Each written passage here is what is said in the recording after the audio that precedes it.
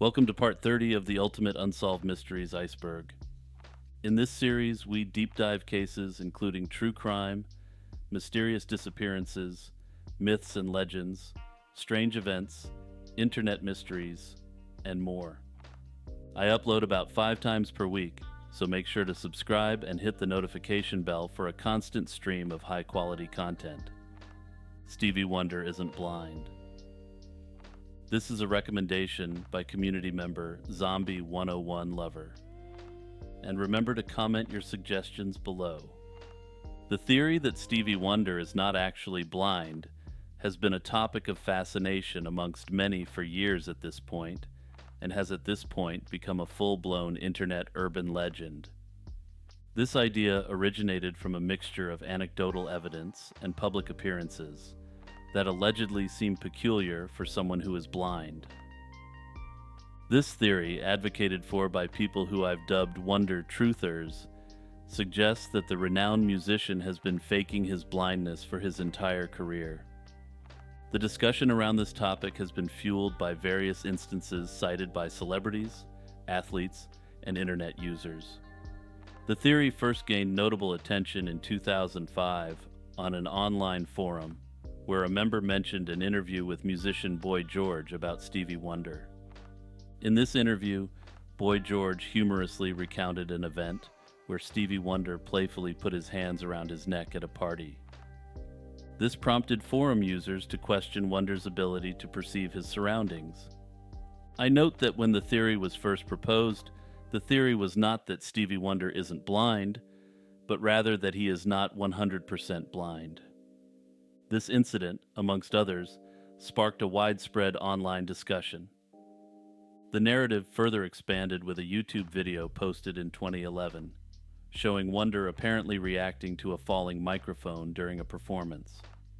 This was interpreted by some as evidence of sight, given his apparently quick reaction time. In another video that went viral, Stevie Wonder was being filmed while signing autographs for fans, and he turned directly to the cameraman and said, quote, "I don't want to see this on TV." Many were curious as to how he knew the location of the cameraman, and further questioned his natural usage of the word see in relation to something on TV. Other incidents which have been noted include a video of Stevie Wonder appearing to be behind the wheel of a stationary vehicle. Others, particularly on Twitter, have noted that Stevie Wonder is a basketball fan and frequently shows up sitting courtside. These users question why Stevie Wonder would, quote, pay for a courtside seat. Now, I'm no expert on Stevie Wonder's finances, but he's been an A-list star for half a century and is one of the most successful singers in human history. I think he can afford it. And hey, even if he couldn't, he's Stevie Wonder. Who the heck is going to turn Stevie Wonder away from any venue? Many of the arguments presented by proponents of the theory rely on misunderstood aspects of blindness and the abilities of visually impaired individuals. Being blind does not mean a person lacks spatial awareness, or that they can't enjoy sports through auditory sensations. Further, being blind doesn't always mean zero sight, but more on this in a moment. The discussions surrounding this theory often reflect misconceptions about disability and the capabilities of those who live with visual impairments. While the exact in-depth details of Stevie Wonder's blindness isn't known, the vast majority of legally blind people retain vestiges of sight, such as the ability to detect light sources. That said, Stevie Wonder was not born blind. He was born premature, and his blindness was a consequence of the incubator he was placed in as a newborn. And if you still have any doubt about the truth of Stevie Wonder's blindness, he has taken off his trademark dark shades in public on a couple of occasions, notably his Rock and Roll Hall of Fame induction. However, it appears that he only takes the shades off on extremely rare occasions. Out of respect for Stevie Wonder, I'm not going to attach photos of him without his sunglasses here, as he appears to only remove them for extremely poignant moments of his choice. Also, just a quick aside, but one of the things I enjoy most about this mystery is the fact that Stevie Wonder has so much fun with it as well. For instance, when he told the cameraman he didn't want to see the video on TV, he repeated the line a few times with a smile until the cameraman got the joke. Jeff the Talking Mongoose. On the Isle of Man, a British Crown dependency in the Irish Sea, an unusual creature made waves in the United Kingdom in the 1930s. And as you may have guessed by the title of this segment, this creature was a peculiar entity known as Jeff, the Talking Mongoose. And yes, this is one of the most bizarre segments I've done thus far. Also, quick aside for those unaware, the mongoose is a fairly large, weasel-like creature that inhabits large portions of Africa and Asia. So not only was this mongoose an anomaly due to his ability to talk, he was also quite the accomplished traveler, especially in a time before air travel. Jeff is associated with the Irving family, a rather unusual family consisting of Father James, Mother Margaret, and daughter Vori. In September 1931, the Irving family claimed that they heard noises resembling a ferret, a dog, or even a baby coming from their farmhouse. I note that 13-year-old Vori Irving was the first to report incidents with Jeff. According to the Irving's daughter, Jeff was the size of a small rat with yellowish fur and a large bushy tail.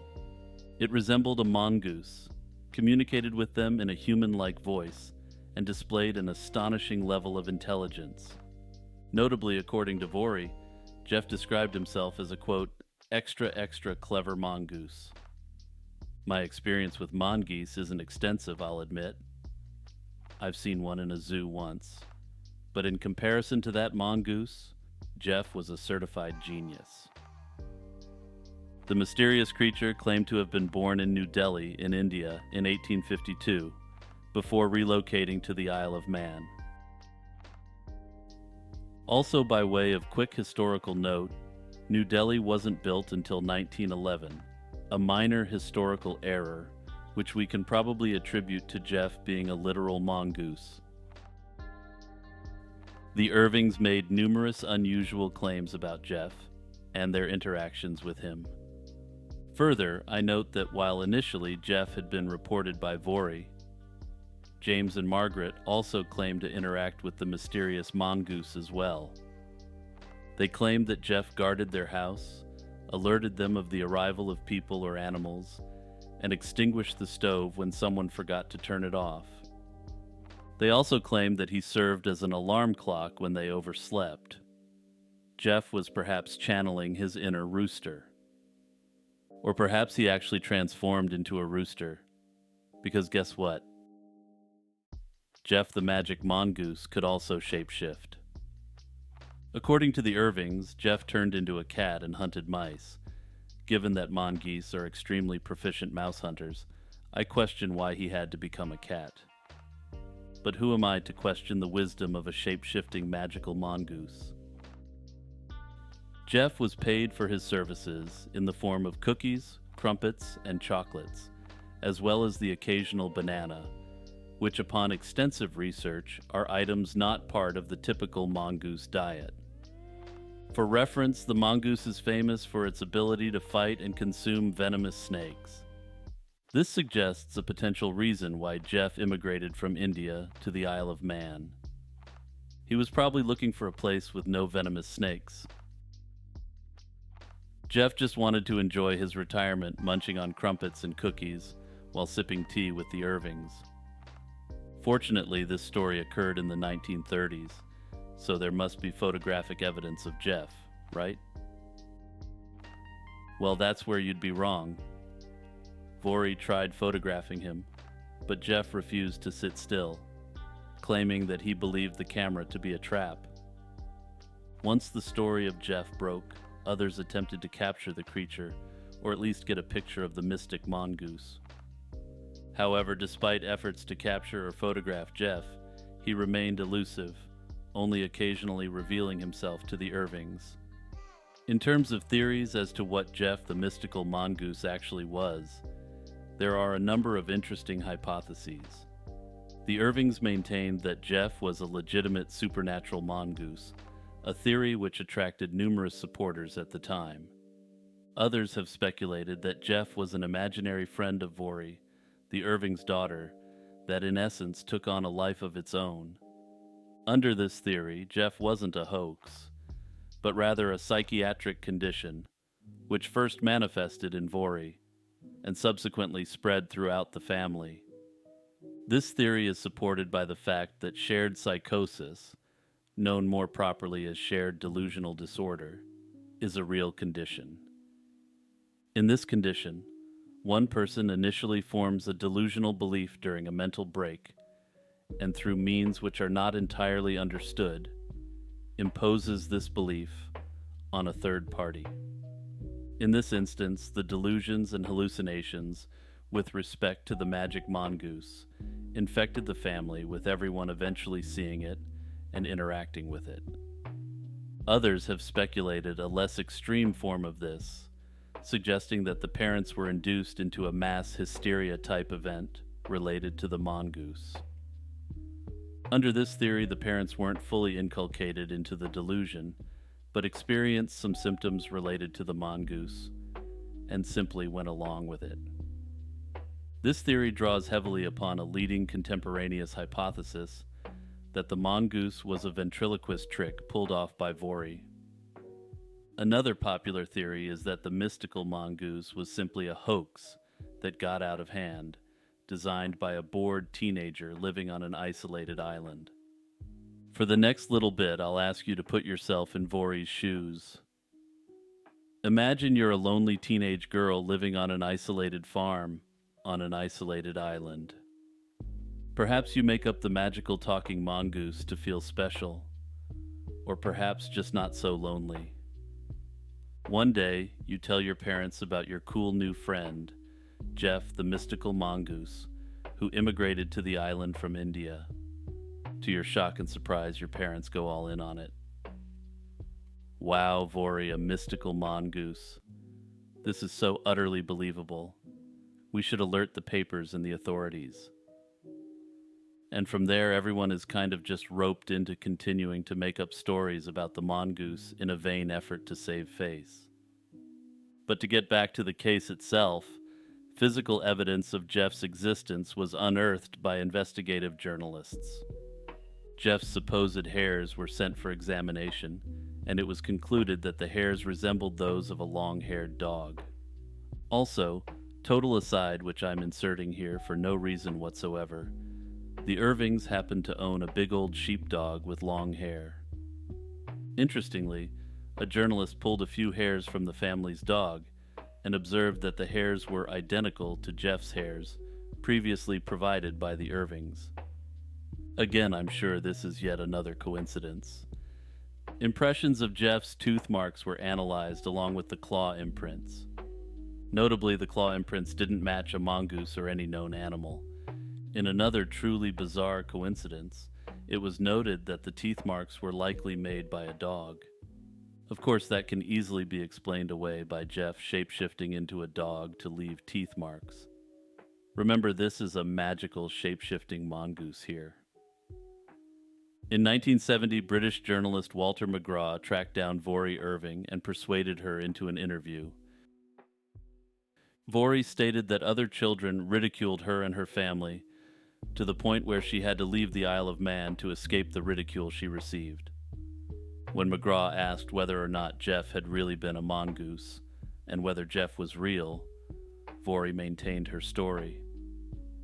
She admitted that she didn't know if Jeff was actually a mongoose, but she maintained that this is what he told her he was. Further, she maintained that both she and her family had regular talks with Jeff, and that everything about the story was true. Let me know what you think was the cause of the Jeff the Mongoose phenomenon in the comments. Personally, given all the facts, I'm leaning towards this not being a hoax, but more of a shared delusion amongst the Irving family as discussed. Jimmy here, the YouTuber behind the Lazy Chill Zone channel. If you're enjoying my content, please hit the like and subscribe buttons and the notification bell. My goal is to create the most expansive Iceberg series in YouTube history, and I want you all along for the ride. Consider signing up for a YouTube membership or joining the Patreon. Your support allows me to dedicate a very large amount of my time to content creation. Also, remember to join the Discord community. We're nearing 70 members now, and the community is super active. Click the link in the description. The Disappearance of Loretta Frank. The disappearance of Loretta Frank in late 1988 or early 1989 in Whitehorse in the Yukon Territory in Canada remains an extremely troubling case for a number of reasons. Also, as a quick aside, she preferred to go by Laura with her friends and family, so I'll be referring to her as Laura from here on out. Her case underscores systemic issues related to the treatment of Indigenous women in Canada, as well as systemic issues related to individuals suffering from mental health concerns. Laura, a 19-year-old Indigenous woman, was known for her shy and pleasant disposition and struggled with schizophrenia since her teenage years. She had moved from Lower Post, British Columbia, to Watson Lake, Yukon, and later to Whitehorse, in search of better psychiatric care and social services. Her move was marked by challenges, including the lack of consistent psychiatric care in Watson Lake, and her struggle to find happiness and stability in Whitehorse. While in Whitehorse, she was able to obtain employment as well as access some basic social services, both of which were lacking in Watson Lake.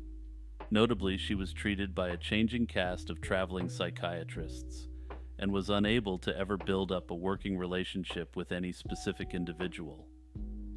Over Canadian Thanksgiving weekend in 1988, Laura visited her family in Watson Lake, expressing a desire to move back due to her unhappiness in Whitehorse.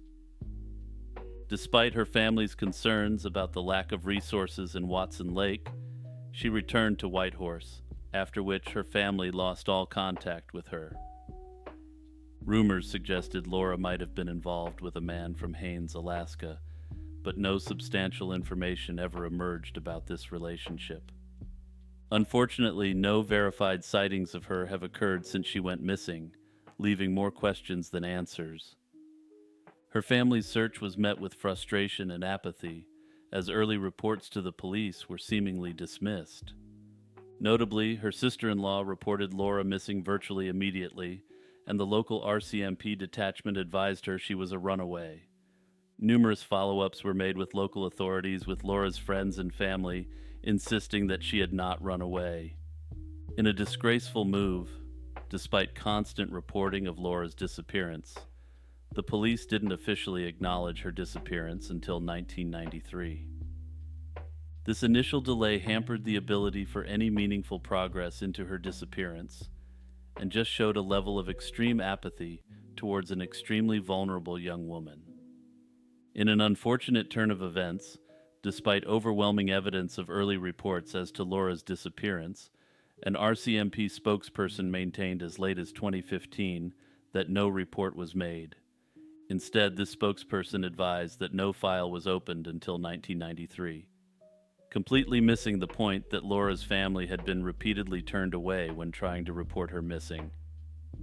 The case remains open, and if you have any information, I encourage you to reach out to the Yukon Detachment of the Royal Canadian Mounted Police. Also, I note that while it sounds futile to suggest reaching out to an organization which failed Laura initially, this is the investigative agency handling the case. As a quick aside, I'm extremely heartened to see that Laura Frank's family and her community have kept her story in the news for over 30 years. They continue to hold out hope for her return, as do I, and as I'm sure everyone else hearing her story now does too. The northern land of Hyperboria. Hyperboria, a concept steeped in ancient Greek mythology, has fascinated scholars for millennia. This mythical land, believed to lie far to the north of Greece, was described as a paradise beyond the domain of Boreas, the god of cold northern winds and winter. In Hyperboria, the sun is said to shine 24 hours a day, and the inhabitants live in unparalleled bliss for extremely long periods of time. Further, the Greeks depicted Hyperboreans as a race of giants. The first detailed account of Hyperborea comes from Hesiod, an ancient Greek poet who painted a picture of a utopian society. Hesiod's account is ancient even by Greek standards, coming from the 8th century BC. Hyperborea was often associated with Apollo, the Greek god of the sun, music, and poetry. The Hyperboreans were described as devout worshippers of Apollo, sending him gifts, and in return, they enjoyed a peaceful existence free from the hardships of war and disease. The connection between Apollo and Hyperborea was deeply ingrained in Greek mythology, with legends stating that Apollo himself would visit Hyperborea during the winter months. The geographical location of Hyperborea was a subject of much speculation among ancient authors. Some identified it with Britain, suggesting that the mysterious land lay beyond the land of the Celts and was characterized by its fertile land and temperate climate. Notably, Britain has a climate that is remarkably well suited to agricultural society, though the island is famously not incredibly sunny. Other writers propose different locations, with the suggestion that Hyperborea lay beyond the Ural Mountains. More fantastical notions placed Hyperborea at the very edges of the world, including suggestions that it was located in the Arctic regions. Herodotus, the father of recorded history, mentioned the land but expressed skepticism about its existence, a sentiment echoed by later scholars and historians. Notably, Herodotus was the first known person in the Western world to attempt to portray history as based on evidence, rather than based upon conjecture and mixtures of mythology. As such, his doubts about the existence of Hyperborea had a significant effect upon all subsequent historical and geographical analyses of this supposed region. Despite these doubts, the legend of Hyperborea persisted, with various cultures beyond the Greeks mentioning similar utopia-like northern environments. Fearsome Critters. The phenomenon of fearsome critters originated in the folklore and tall tales of North American lumberjacks in the late 19th and early 20th centuries, particularly around the Great Lakes region. These creatures, while rarely sighted or reported at present, laid the foundation for modern cryptid sightings and definitely deserve more attention. These mythical creatures were part of the oral tradition within logging camps, used for entertainment as a means to pass the time and to haze newcomers. The tales were characterized by a mix of humor, exaggeration, and the fantastical, with creatures often possessing bizarre and exaggerated physical traits or abilities. Physical descriptions of fearsome critters often included exaggerated features such as oversized teeth, claws, and horns. Behavioral traits attributed to these creatures varied widely, though they were often portrayed as being more active at dusk, dawn, and at night. A variety of fearsome critters have been cataloged in folklore, each with its own unique story. For example, the agropelter, a kind of horrifying ape-bear hybrid, was said to amuse itself by hurling twigs and branches at unsuspecting lumberjacks. Another fearsome critter, the axe-handle hound, reputedly fed on unattended axe handles, perhaps serving as a warning to new loggers not to leave their equipment unattended. However, perhaps the most well-known fearsome critter at present is the jackalope, which for those unfamiliar is a jackrabbit with antelope horns. The origins of these critters can be traced back to a blend of Native American legends, European folklore brought by settlers, and the creativity of the lumberjacks themselves. For instance, the jackalope is theorized to be based upon the Wolpertinger, a very similar creature from German alpine folklore. Despite their fictional origins, Fearsome critters hold an important place in the study of folklore and cryptozoology. Importantly, much like modern-day cryptids, sightings of fearsome critters were routinely reported back in the day. This suggests that many of the lumberjacks who initially heard these stories believed them, or at the very least, weren't entirely sure that the creatures described weren't real. Further, my personal theory on cryptids is that they become quote-unquote real when people begin to truly believe in them and cite them. This applies to cryptids that have a known fictional origin as well, rather than a vague mythological origin. Once the belief in the creature is extinguished, so too is its status as a cryptid. And to illustrate my example, let's look at the axe-handle hound for a moment. As of right now, there are precisely 0 sightings of axe-handle hounds every year. But let's say later this year a horror movie about an axe-handle hound comes out, and the movie becomes a cultural sensation, leading to a series of movies about this purported cryptid. Heck, let's spice it up even more and add in the element that knowledge of the axe-handle hound has been suppressed by the government.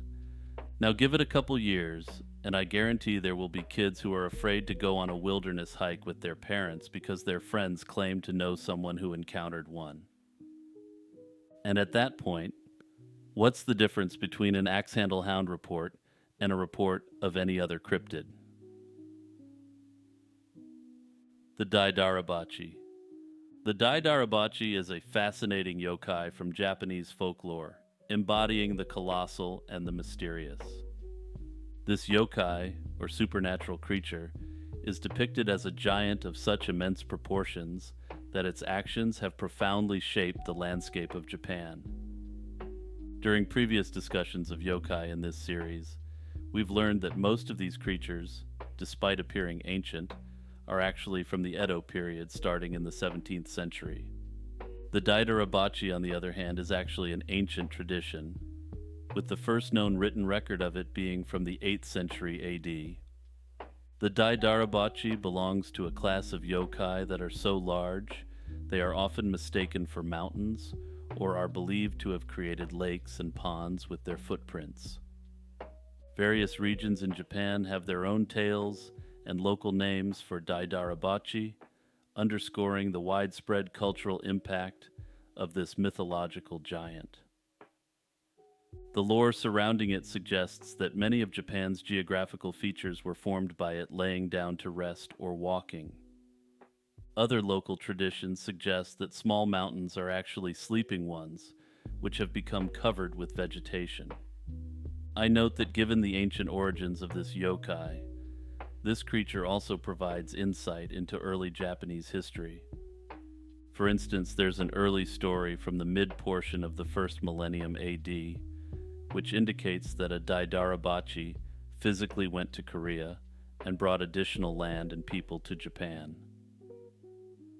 I note that this story is interesting from a historical perspective because the Yayoi people, who ended up forming the majority of Japan's population, originally came from the Korean peninsula.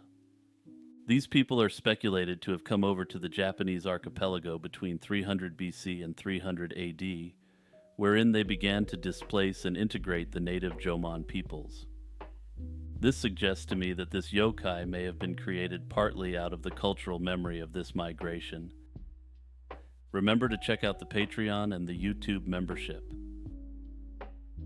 The lowest tier of YouTube membership is just 99 cents. Also, make sure to like, subscribe, and hit that notification bell if you haven't done so already. Like I said, I put out content constantly, and you don't want to miss it. Also, once you're done this video, click the full tier playlist. Seriously, there's dozens of hours of content now. Shout out to my patrons Noah Schubert, Iced Mocha, Kurt the Squirt, Monoxide Wendigo, Jeffer Metcalf, Z-Volts, Director Delta, Unknown Delusions, and Blasphemous. Big shout out to YouTube members Jordan All and Syntax Nexus. And for everyone else, I love you all, and I'm so happy to have you here. I've really gotten so many positive, amazing comments lately, and I feel so fortunate that you all allow me into your lives. Until next time, stay safe and healthy. Peace out, everyone. Welcome to part 31 of the Ultimate Unsolved Mysteries Iceberg. In this series, we deep dive cases including true crime, mysterious disappearances, myths and legends, strange events, internet mysteries, and more. Also, I upload about 5 times per week, so make sure to subscribe for a constant stream of high-quality content. The Black-Eyed Children. The Black-Eyed Children first gained prominence in the late 20th century, with numerous reported sightings and encounters cropping up across the globe. These enigmatic entities usually resemble children between the ages of 6 to 16 with pale skin and eyes that are pure black, from lid to lid, devoid of any discernible iris or pupil. Besides the blacked-out eyes, these children typically appear to be otherwise normal, though this is not always the case. Sometimes reports indicate that their attire seems outdated and entirely out of place. Despite their odd eyes, witnesses generally report that these children do not look threatening at first. They are said to appear unexpectedly at the doorsteps of unsuspecting individuals, and are also on occasion reportedly seen hitchhiking or begging. However, given that most of the close encounters with these entities involve them arriving on the doorsteps of homes, I'm going to focus on that. Most reports indicate they request entry into homes with a sense of urgency and insistence, apparently relying on their childlike appearance to initially disarm people. Also, their initial request seems innocent enough, a simple plea to enter a home and use the phone to reach their parents. And after all, who could turn away an innocent child who is lost with no way of getting home, even if their appearance was slightly unusual? Many who claim to have encountered black-eyed children report feeling an overwhelming sense of dread and unease in their presence once they enter their homes. Individuals report that they felt that they were being subjected to an otherworldly influence or even a hypnotic force exerted by these strange entities. Some witnesses describe experiencing physical symptoms such as nausea, dizziness, or momentary paralysis, further adding to the eerie nature of these encounters. Further, once they gain entry, witnesses also report feeling compelled to comply with these requests, despite a deep-seated feeling of apprehension and danger. Some speculate that the legend may have roots in ancient folklore or occult practices, while others attribute it to the collective imagination of a society steeped in superstition and fear of the unknown. Further, another theory of the black-eyed children is that they are a form of alien being or vampire. In support of the vampire theory, theorists suggest that these ominous entities aren't traditional blood-based vampires, but rather energy vampires. When they gain entry to a home or a vehicle, the terror they inspire is used to open individuals up to having their life essence drained from them. Further adding to this theory is that people who claim to have encountered black-eyed children notice that they have numerous health problems arise after their encounter. This suggests that their vital force was indeed drained by the entity or entities, if the story is to be believed at face value. Other theorists have tied the black-eyed children to the myth of the phantom social workers, with some theorizing a connection between these two ominous entities. While you may be expecting me to dismiss these stories out of turn as an urban legend, given that black-eyed children are deeply ingrained in Western culture at this point, I hesitate to do so. So let me drop my black-eyed children theory on everyone, and let me know what you think of my analysis in the comments. There's been numerous documented encounters by people who claim to have seen black-eyed children. While these encounters are of course subjective, this doesn't mean we should dismiss the individuals claiming to have encounters or dismiss the stories. As of now, it's clear that these entities have become ingrained in our culture, and as such, the principles of mass hysteria have begun to take root. People who see someone behaving in a manner similar to that of one of these entities will take the cultural framework built up over the last decades and overlay it over their experience. For instance, children do show up on doorsteps of neighbors when they get lost. This is a factual daily occurrence across the world. Every once in a while, a child with dark eyes will end up on the doorstep of a black-eyed children believer and ask to use their phone. And put yourself in the shoes of the person who opens the door to the child. Are you going to turn away the child because of your belief in an urban legend? Likely not. You're going to allow the child into your home to make a call, but you're going to feel extremely uncomfortable about it, almost like you were, quote, compelled. After the child eventually leaves, you're going to ruminate over the incident constantly, and maybe this leads to some serious anxiety. And then because your mental health has taken a hit, things start going badly in your life. Next thing you know, a perfectly innocent encounter has, by the transformative power of the cultural mythos of the black-eyed children, become an ominous event.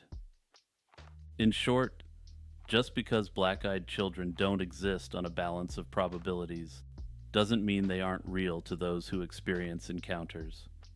To people who encounter what they believe to be black-eyed children, those encounters are real, and based upon the cultural mythos surrounding them, can have serious real-world consequences. The Setagaya family slaying. This is another excellent suggestion from frequent contributor, patron, and Discord member Monoxide Wendigo. You're an absolute legend. Remember to leave your suggestions in the comments, or join the Discord to further discuss suggestions with myself and the entire community. Also, before starting this segment, if you're just listening, I encourage you to look at the picture on screen right now showing the family in happier times. In the quiet Tokyo suburb of Setagaya, an extremely unsettling incident involving the Miyazawa family occurred on December 30th, 2000. Mikio Miyazawa, his wife Yasuko, and their two children Nina and Rei were found deceased in their home, an event that shocked the nation and the entire world and remains unsolved to this day. The incident unfolded when the intruder apparently entered through an unlocked window, utilizing a ladder found in the backyard. Mikio is believed to have first encountered the intruder, as he was found at the bottom of the staircase, suggesting an initial confrontation. Mikio was ended by a knife, as were Yasuko and Nina, while Rei met his end due to constriction around his neck. Like with virtually everything with this case, it's unknown why the perpetrator utilized different methods to commit the slayings. What followed was nearly as perplexing as the heinous acts themselves, and added to the intrigue and mystery surrounding the case. For reasons unknown, the intruder spent several hours inside the Miyazawa home, engaging in mundane activities such as eating ice cream, drinking tea, and browsing the internet. This unusual behavior, including creating a folder on the family computer and changing into clothing owned by the victims, points to a bizarre sense of calm and entitlement. Forensic evidence, including DNA, fingerprints, and items left at the scene, such as clothes and a sashimi knife, provided investigators with numerous leads. However, the killer's identity remains a mystery, as none of the forensic evidence matched existing records. The items recovered suggest that the intruder prepared for the crime. This strongly suggests that this was not just a spur-of-the-moment evil act by a madman. Investigative efforts have been extensive, with the Tokyo Metropolitan Police dedicating significant resources and enlisting international help to analyze the DNA evidence. Adding to the mystery, the perpetrator left a bag at the crime scene, which contained an unusual source of evidence: sand. After analysis, it was determined that there was two sources for this sand. The first was Edwards Air Force Base in California, and the second was a skate park in Japan. Despite this, no suspects have been apprehended, and the motive remains unclear. The perpetrator's profile, deduced from the DNA evidence, indicates likely mixed heritage, with maternal European and paternal East Asian ancestries. Further, he is believed to be of thin build and medium height. However, to complicate factors, the DNA analysis at the time was only able to determine that the perpetrator's mother was matrilineally European. This means that it's entirely possible that this ancestry could be so distant that both the mother and the perpetrator were unaware of any European ancestry. That said, DNA analysis has now come a long way, and I'm quite surprised that DNA analysis technology hasn't been used to create a composite. This technology allows for the production of a sketch that's based on what the perpetrator's DNA says about his physical appearance. I note that this technique has been effectively applied in recent years. Several theories have been proposed over the years, ranging from a random act of violence by a disturbed individual to a targeted attack for reasons unknown. As discussed, there's just too much preparation indicating that this was not a random act or a crime of opportunity. One speculative theory involves a disgruntled skater, possibly angered by noise complaints made by the Miyazawa family due to a nearby skate park. This theory is supposedly backed by the skate park sand found in the bag at the scene. Other suggestions include a hired professional or a burglar, but without a clear motive, these theories remain speculative. With respect to the hired professional theory, there's absolutely no evidence whatsoever that anyone would have an interest in doing so to this family. Further, one must question why such an individual would eliminate an entire family. Surely a professional would understand the heat associated with such an extreme crime could very well be quote-unquote career-ending. Given the extreme and constant attention that's been brought to this case already, I'm not sure any new theories will break this case. However, I suspect what will eventually solve this cold case is genetic genealogy. Also, just a quick bit of background information for those unfamiliar with this new technology. Genetic genealogy uses DNA testing to explore familial relationships and ancestry.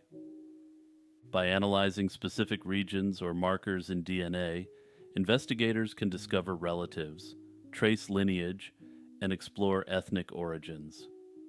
This approach combines traditional genealogical methods with genetic analysis, helping to build family trees, which are then used to connect perpetrators to their living relatives. The process involves comparing DNA found at crime scenes to databases of people who have voluntarily submitted their DNA to ancestry testing services. And yes, as you may have guessed, this is an extremely controversial practice at present. In recent years, this method has proven extremely powerful in solving cold cases of all kinds. My theory on how this will be solved is as follows. The perpetrator's relative will use an ancestry service, which will eventually ping as a close genetic match to the perpetrator. Investigators will track down the innocent relative, who will hopefully be able to give a list of anyone who matches the profile of the potential slayer. From there, investigators will be able to obtain genetic material from the perpetrator, solving the case once and for all. If you have any information regarding this case, please contact the Tokyo Metropolitan Police Department. This case is perhaps the most active cold case I've ever covered in this series, as the investigation is still very much ongoing. Jimmy here, the YouTuber behind the Lazy Chill Zone channel. If you're enjoying my content, please hit the like and subscribe buttons and the notification bell. My goal is to create the most expansive Iceberg series in YouTube history, complete with solid research and interesting analysis and commentary. If that's something that you value and enjoy, I want you to get on board and join this community. It's as simple as clicking subscribe. Also, consider signing up for a YouTube membership and joining the Patreon. You can support my work for as little as 99 cents per month. Your support allows me to dedicate an extremely large amount of my time to content creation.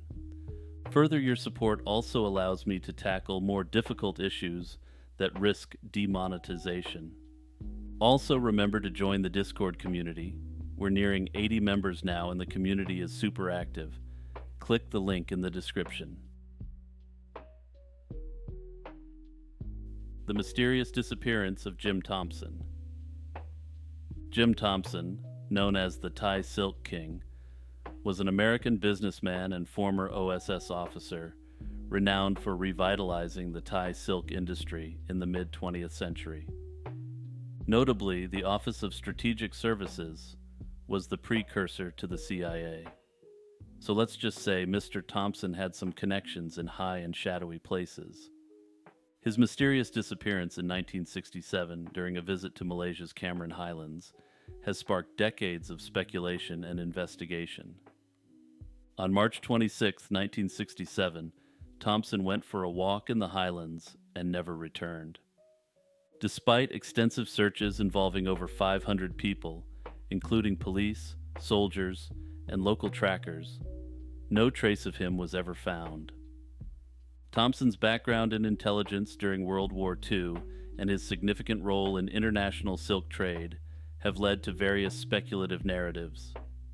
Some suggest that his disappearance was related to his past intelligence activities, possibly involving enemies he made during his service. Others theorize that it might have been connected to business rivalries or personal disputes within the extremely lucrative silk industry. Another perspective considers the possibility of an accident or a natural mishap in the dense jungle, which could have left no trace of him. This theory is supported by the challenging terrain of the Cameron Highlands, which is known for its extremely dense vegetation, not to mention all the wild animals. With respect to the kidnapping theory, I find this theory to be implausible, but of course, not impossible.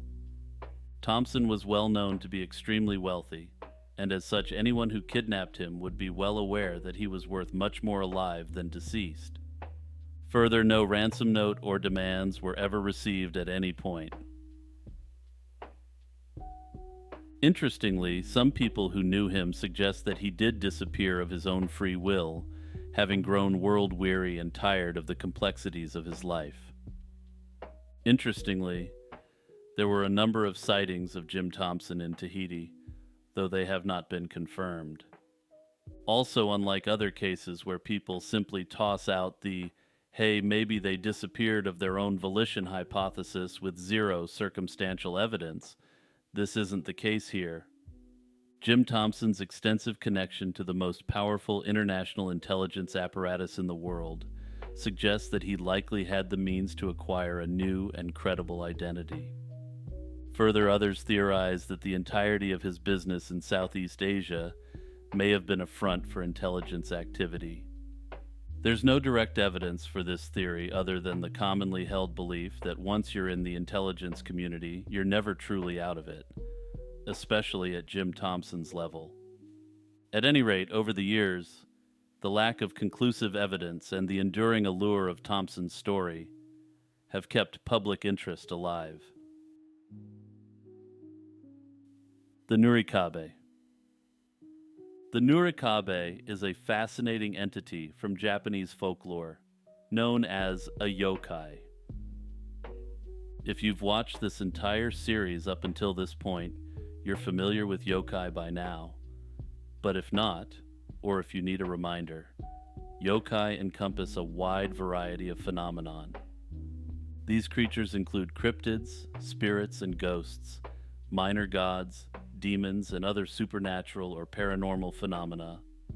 The term Nukekubi translates to plaster wall, aptly describing its manifestation as an often invisible, impassable barrier that blocks or misdirects travelers, often leaving them hopelessly lost.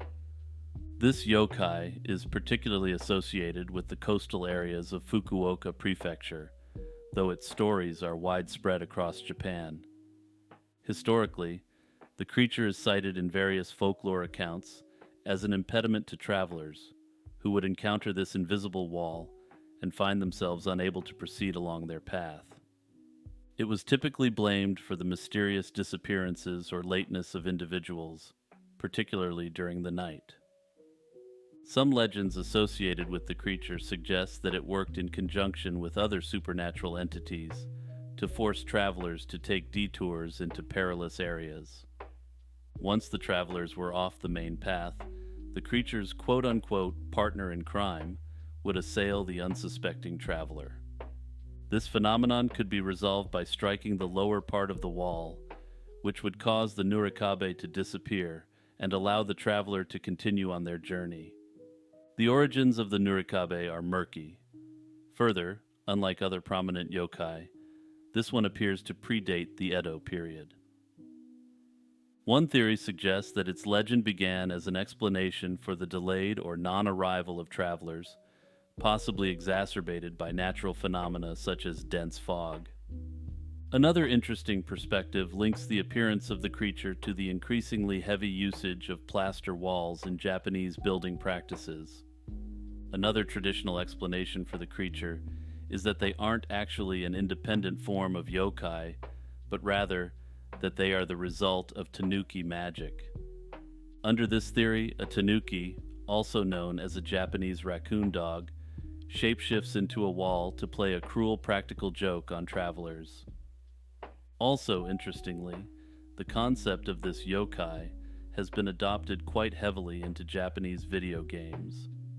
Some have speculated that womps, large stone blocks that drop down and impede the player's progress in the Mario series, are based on this creature. However, I wasn't able to find any official confirmation of this theory, and as such it remains a hypothesis at present. Also, Japanese RPGs routinely have a mechanic wherein invisible barriers are presented to players to block off areas that the developers don't want the player visiting yet. Notably, Western players, unfamiliar with the cultural concept of an invisible wall, often complained of this as lazy game design. Also, I note that though this trope was quite common in the 90s, it is essentially extinct at this point. I would like to see the idea of this yokai integrated more into the horror genre. The idea of an impassable sentient wall forcing you along an unwanted path is just inherently creepy. The Caradog Serpent. This entry is another suggestion by Discord member and patron Iced Mocha. Like her previous suggestions, there are extremely limited sources on this creature in the English language, with most sources being in Ukrainian and Russian. And just a quick reminder, I love hearing suggestions about various cases that have received little to no coverage on English language YouTube. Remember to leave these suggestions in the comments, or join the Discord to discuss them with me and the community directly. From ancient times to the present day, the existence of a sea serpent or dragon in the waters of the Black Sea has been repeatedly mentioned. It is especially often seen in the Caradog Nature Reserve off the coast of Crimea, where it apparently lives. Herodotus, universally cited as the father of history, and who lived in the 5th century BC in Greece, was the first to apparently report this creature in writing. He recounted a tale of an unknown 30-foot monster that lived in the waters of Pontus, the kingdom located in modern-day Turkey, adjoining the Black Sea. This is the earliest known surviving account of the Caradog serpent. However, given that Herodotus compiled histories and was not a primary source, it was known before that. A Byzantine historian, Procopius of Caesarea, who lived in the 6th century AD, mentioned the same monster hunting dolphins. Interestingly, in 2011 in Kerch, in Crimea, a large number of dolphins were found expired under mysterious circumstances, reigniting interest in this cryptid. In Turkish and Genoese medieval documents, there are references to how sailors encountered a terrible serpent that emerged from the depths of the sea.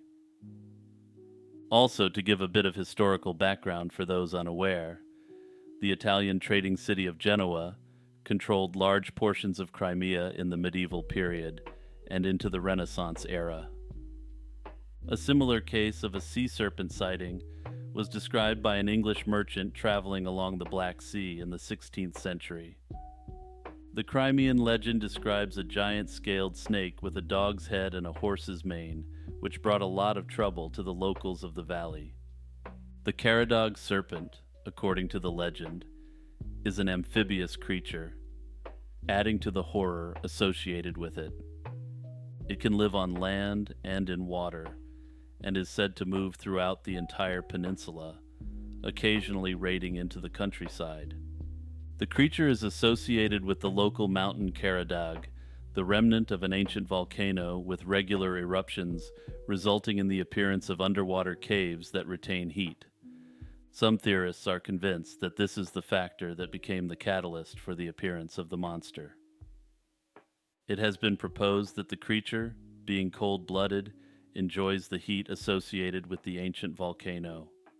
According to local legend, the Crimean Khan once summoned 500 Janissaries from Istanbul, who destroyed the serpent in combat, but failed to locate and destroy the nesting grounds. Later, numerous stories related to the serpent reached the Russian Emperor Nicholas I. At this time, the Crimean Peninsula was still newly under the control of this empire, with the Russians having conquered it from the Crimean Tatars just decades prior. In 1828, the emperor ordered a research expedition to the peninsula, whose task was to find evidence of the presence of a mythical creature. I note that this was during a time of significant exploration of the territories within and at the hinterlands of the Russian Empire. There's no confirmed accounts as to the results of this expedition. However, Russian and Ukrainian sources indicate a common belief that evidence for the creature was found. Theorists claim that this evidence was an egg from the creature.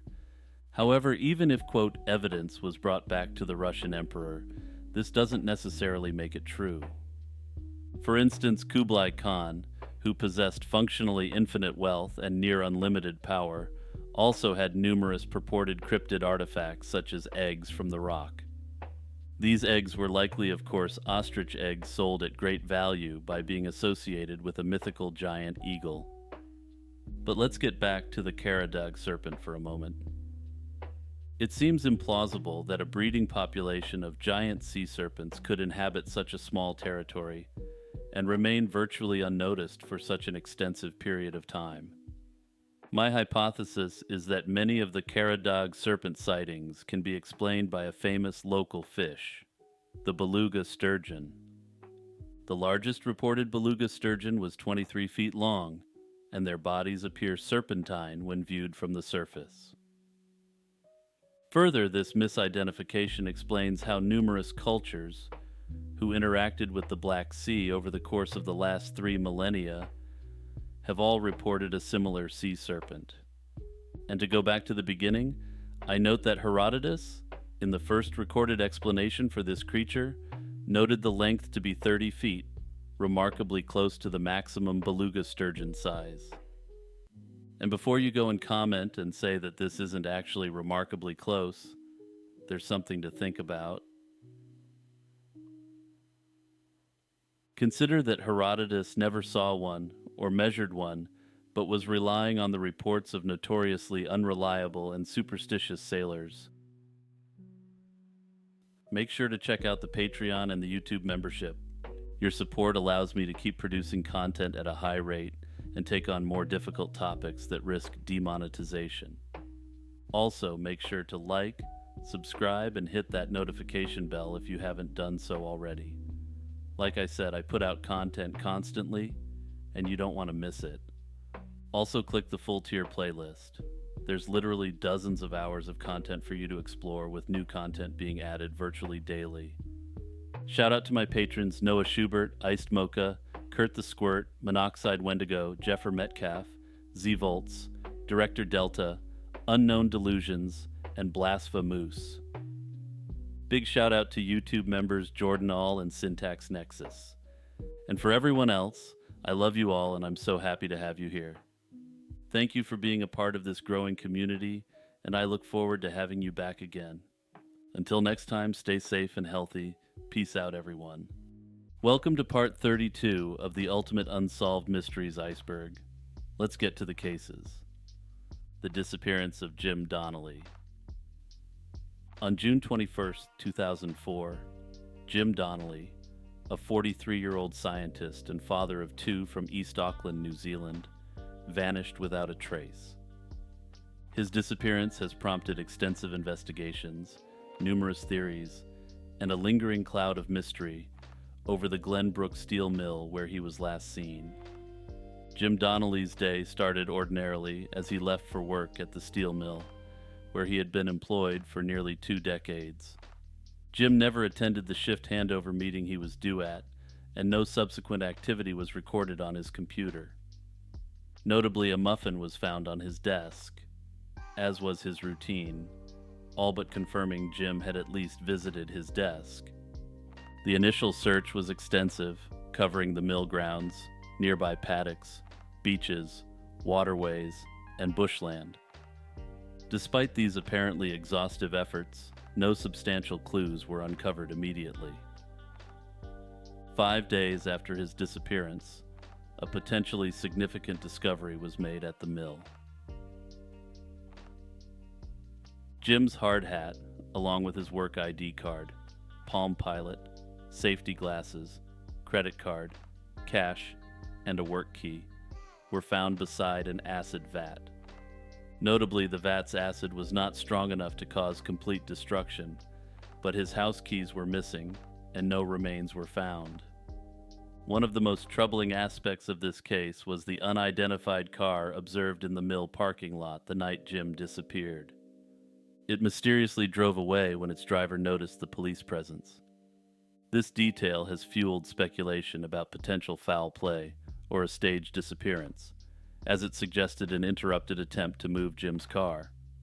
Investigators have pursued multiple lines of inquiry, including the possibilities of an accident, foul play, or a breakdown that might have led him to leave undetected. However, no theory has conclusively explained his disappearance, and each avenue has led to more questions than answers. Jim's behavior prior to his disappearance, including a mysterious Saturday meeting that required him to rent a suit, has added layers of complexity to understanding his state of mind at that time. No answers have ever been forthcoming as to why he required a suit for this meeting, or who he was meeting with. Jim's family, particularly his wife Tracy, has been vocal about their belief that the answers to Jim's disappearance lie within the mill. Despite their pleas and the ongoing mystery, no new evidence has surfaced from the site to provide closure or clarity. The mill management has consistently maintained that Jim left the site on his own, a claim that conflicts with the family's belief and the odd circumstances of the case. Theories continue to circulate, ranging from accidental ending to more sinister possibilities, but without further evidence, the truth remains elusive. Also, in perhaps the most vague statement I've ever read in relation to a disappearance case, in 2005, the lead investigator posited 4 potential things which may have happened to Jim. An accident, ending at his own hand, ending at the hands of another, or a staged disappearance. I can't think of any other reasonably plausible outcome to a missing persons case. If you have any information or evidence in relation to the disappearance of Jim Donnelly, please contact the New Zealand police. Also, big shout out to patron and Discord member Monoxide Wendigo for this one. Another great suggestion, as per usual. The Cactus Cat. The Cactus Cat, a creature steeped in the folklore of the American Southwest, is a feline-like beast adorned with spiny fur and a branching, thorn-covered tail. The creature is said to be nocturnal, basking in the desert moonlight. Sightings of this cryptid have been largely limited to California, Nevada, New Mexico, and Arizona. This cryptid is said to slash open cacti to drink the fermented juice that accumulates within. Historically, the cactus cat is described as slightly larger than a domestic cat, but shares many physical traits with wild cats. Its body is said to be covered in spines or quills that provide camouflage among the desert cacti, enhancing its survival in the rugged, arid environment. The creature is often depicted with glowing eyes and a muscular build, capable of swift, agile movements that befit its elusive reputation. The cactus cat likely originated from early settlers' encounters with native wildlife, or as a tale to embellish the unknown desert landscape. Its vivid descriptions may have been inspired by actual sightings of bobcats or similar creatures with unusual appearances due to disease or mutations. I note that unlike other old-timey cryptids from the United States, the cactus cat appears not to have been influenced by any local Native American lore. In the alternative, some have suggested that the cactus cat is a wild cat that has been stuck with cactus needles, giving it the appearance of a different species. Others have speculated that this cryptid may be a form of the chupacabra, or even an alien due to its bizarre features and behaviors. Similar to the chupacabra, which is said to attack livestock and drink their essence, the cactus cat's habit of slashing open and consuming cactus juice could suggest a chupacabra variant. If this is the case, then let me be the first person to rename the cactus cat the Chupacactus. Spring-heeled Jack. Spring-heeled Jack is a figure from Victorian folklore known for his terrifying appearance and extraordinary physical abilities.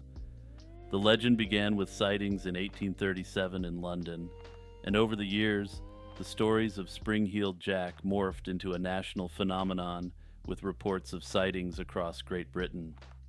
The initial reports described Spring-heeled Jack as a ghostly figure who would attack individuals unexpectedly, with the most notable early accounts involving assaults on women. In October 1837, Spring-heeled Jack made his first reported attack on Mary Stevens, a servant in London. While walking to Lavender Hill where she worked, Jack leapt at her, acted indecently towards her, and began tearing at her with his claws. Mary's screams alarmed this apparent creature, causing him to flee in a leaping motion. Notably, this case, unlike the subsequent incidents, was not widely reported at the time. In one famous incident, a young woman named Jane Alsop reported that a cloaked figure came to her door late at night, claiming to be a police officer or government official. The figure mentioned that Spring-heeled Jack was in the area, only to remove his cloak and breathe blue and white flames in her face and tear at her clothes with his claws. This creature then quickly jumped away before anyone could come to Jane's assistance. On February 28, 1838, shortly after the Alsop incident, 18-year-old Lucy Scales and her sister were on their way home from visiting their brother.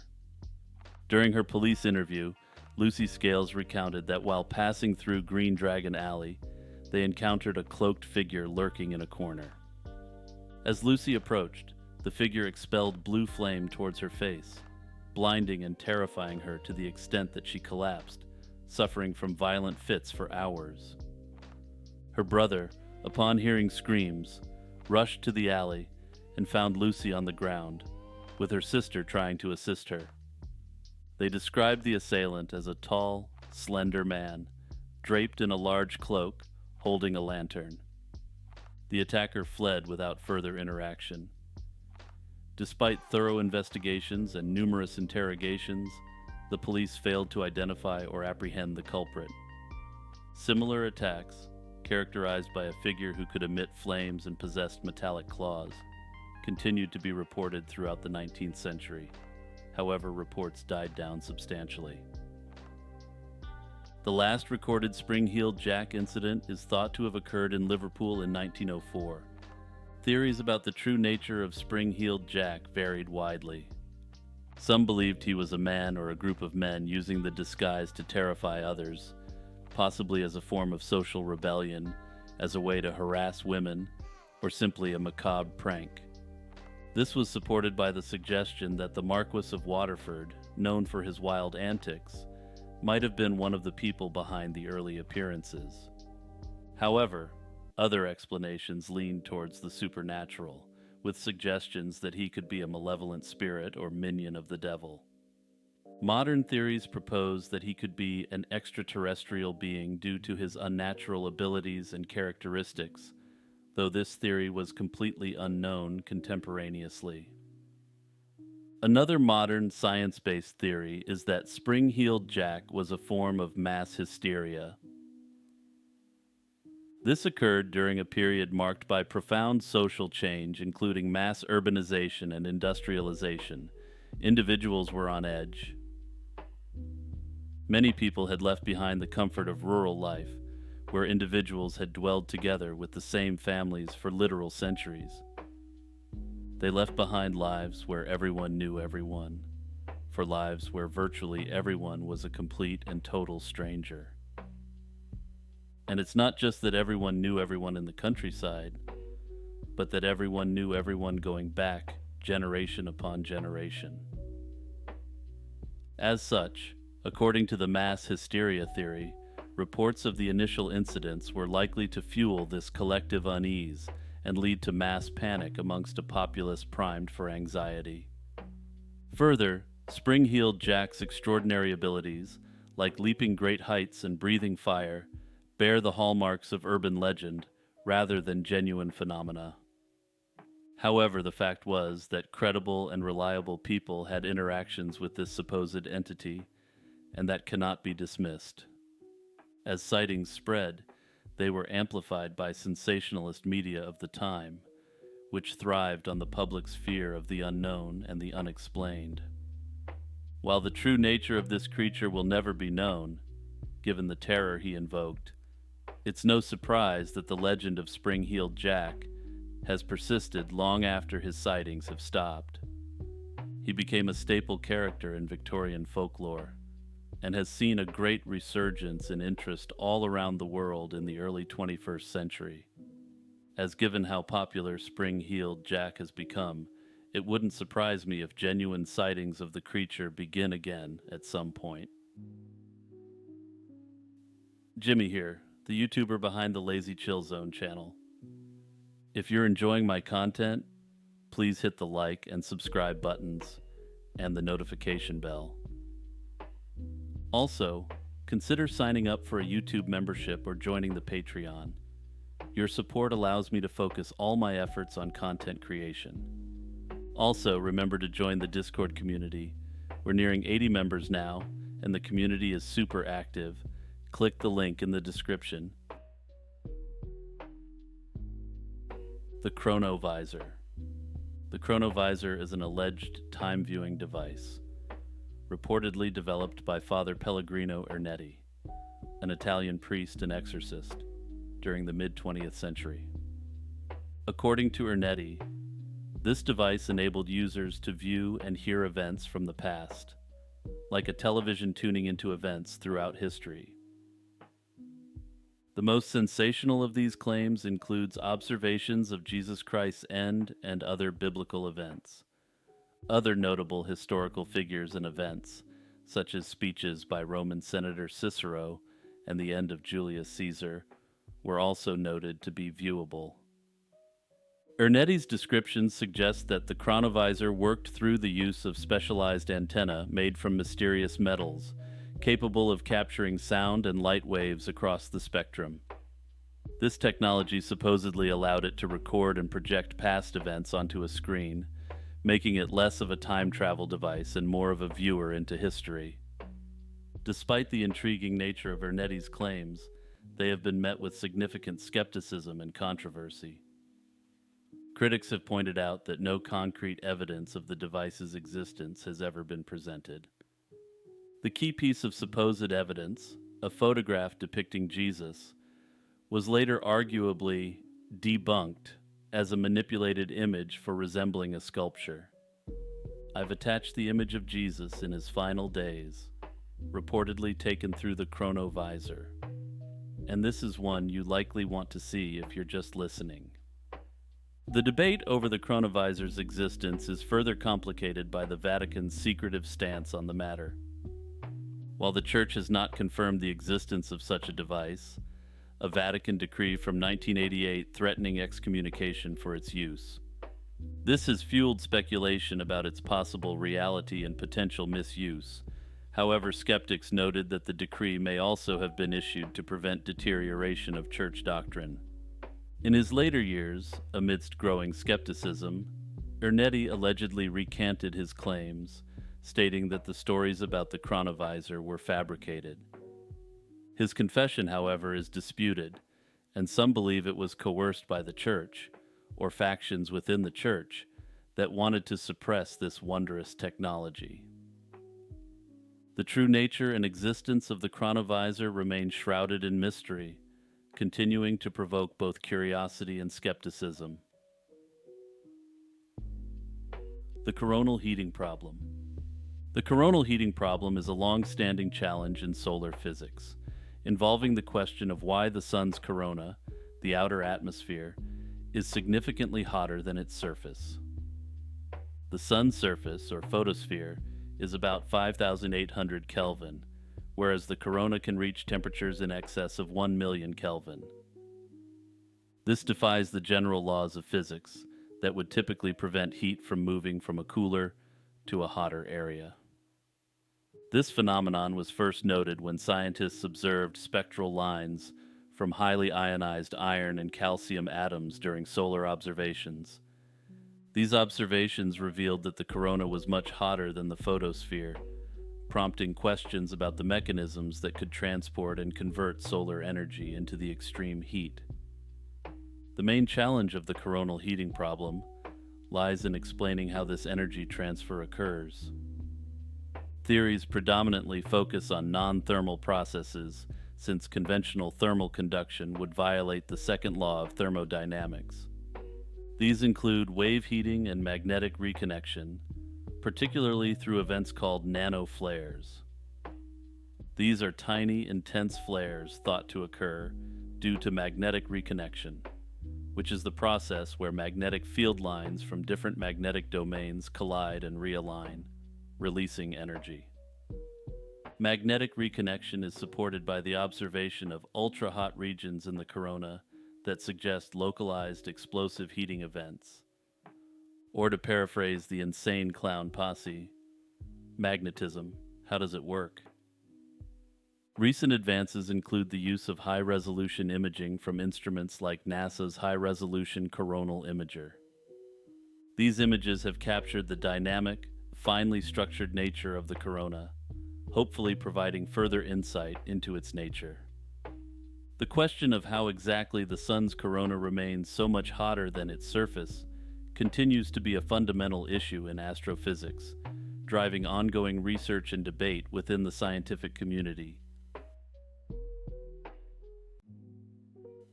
Akashi Takanori. This entry was a suggestion by community member Minimax. Big shout out for this great Japanese mystery. Also, quick aside, this mystery appears to be very prominent in Japanese sources, but doesn't appear to have ever been meaningfully covered in English language sources. Akashi Takanori was a prominent Christian daimyo during the transitional period from the Azuchi Momoyama to the early Edo period in Japan. A direct retainer of the Ukeda clan, the major daimyo of Bizen province, Akashi played a significant role under Ukeda leadership in support of the Toyotomi clan's cause. Akashi's military prowess was notably demonstrated during the Battle of Sekigahara in 1600, where he fought valiantly against the forces of Tokugawa Ieyasu and Fukushima Masanori. However, unfortunately for Akashi, he was but one man of the largest and most significant battles of the pre-modern world. Notably, due to his Christian faith, he was unable to partake in ritual annihilation by his own sword, and as such, when it was clear the battle was lost, he fought extremely recklessly, but lived.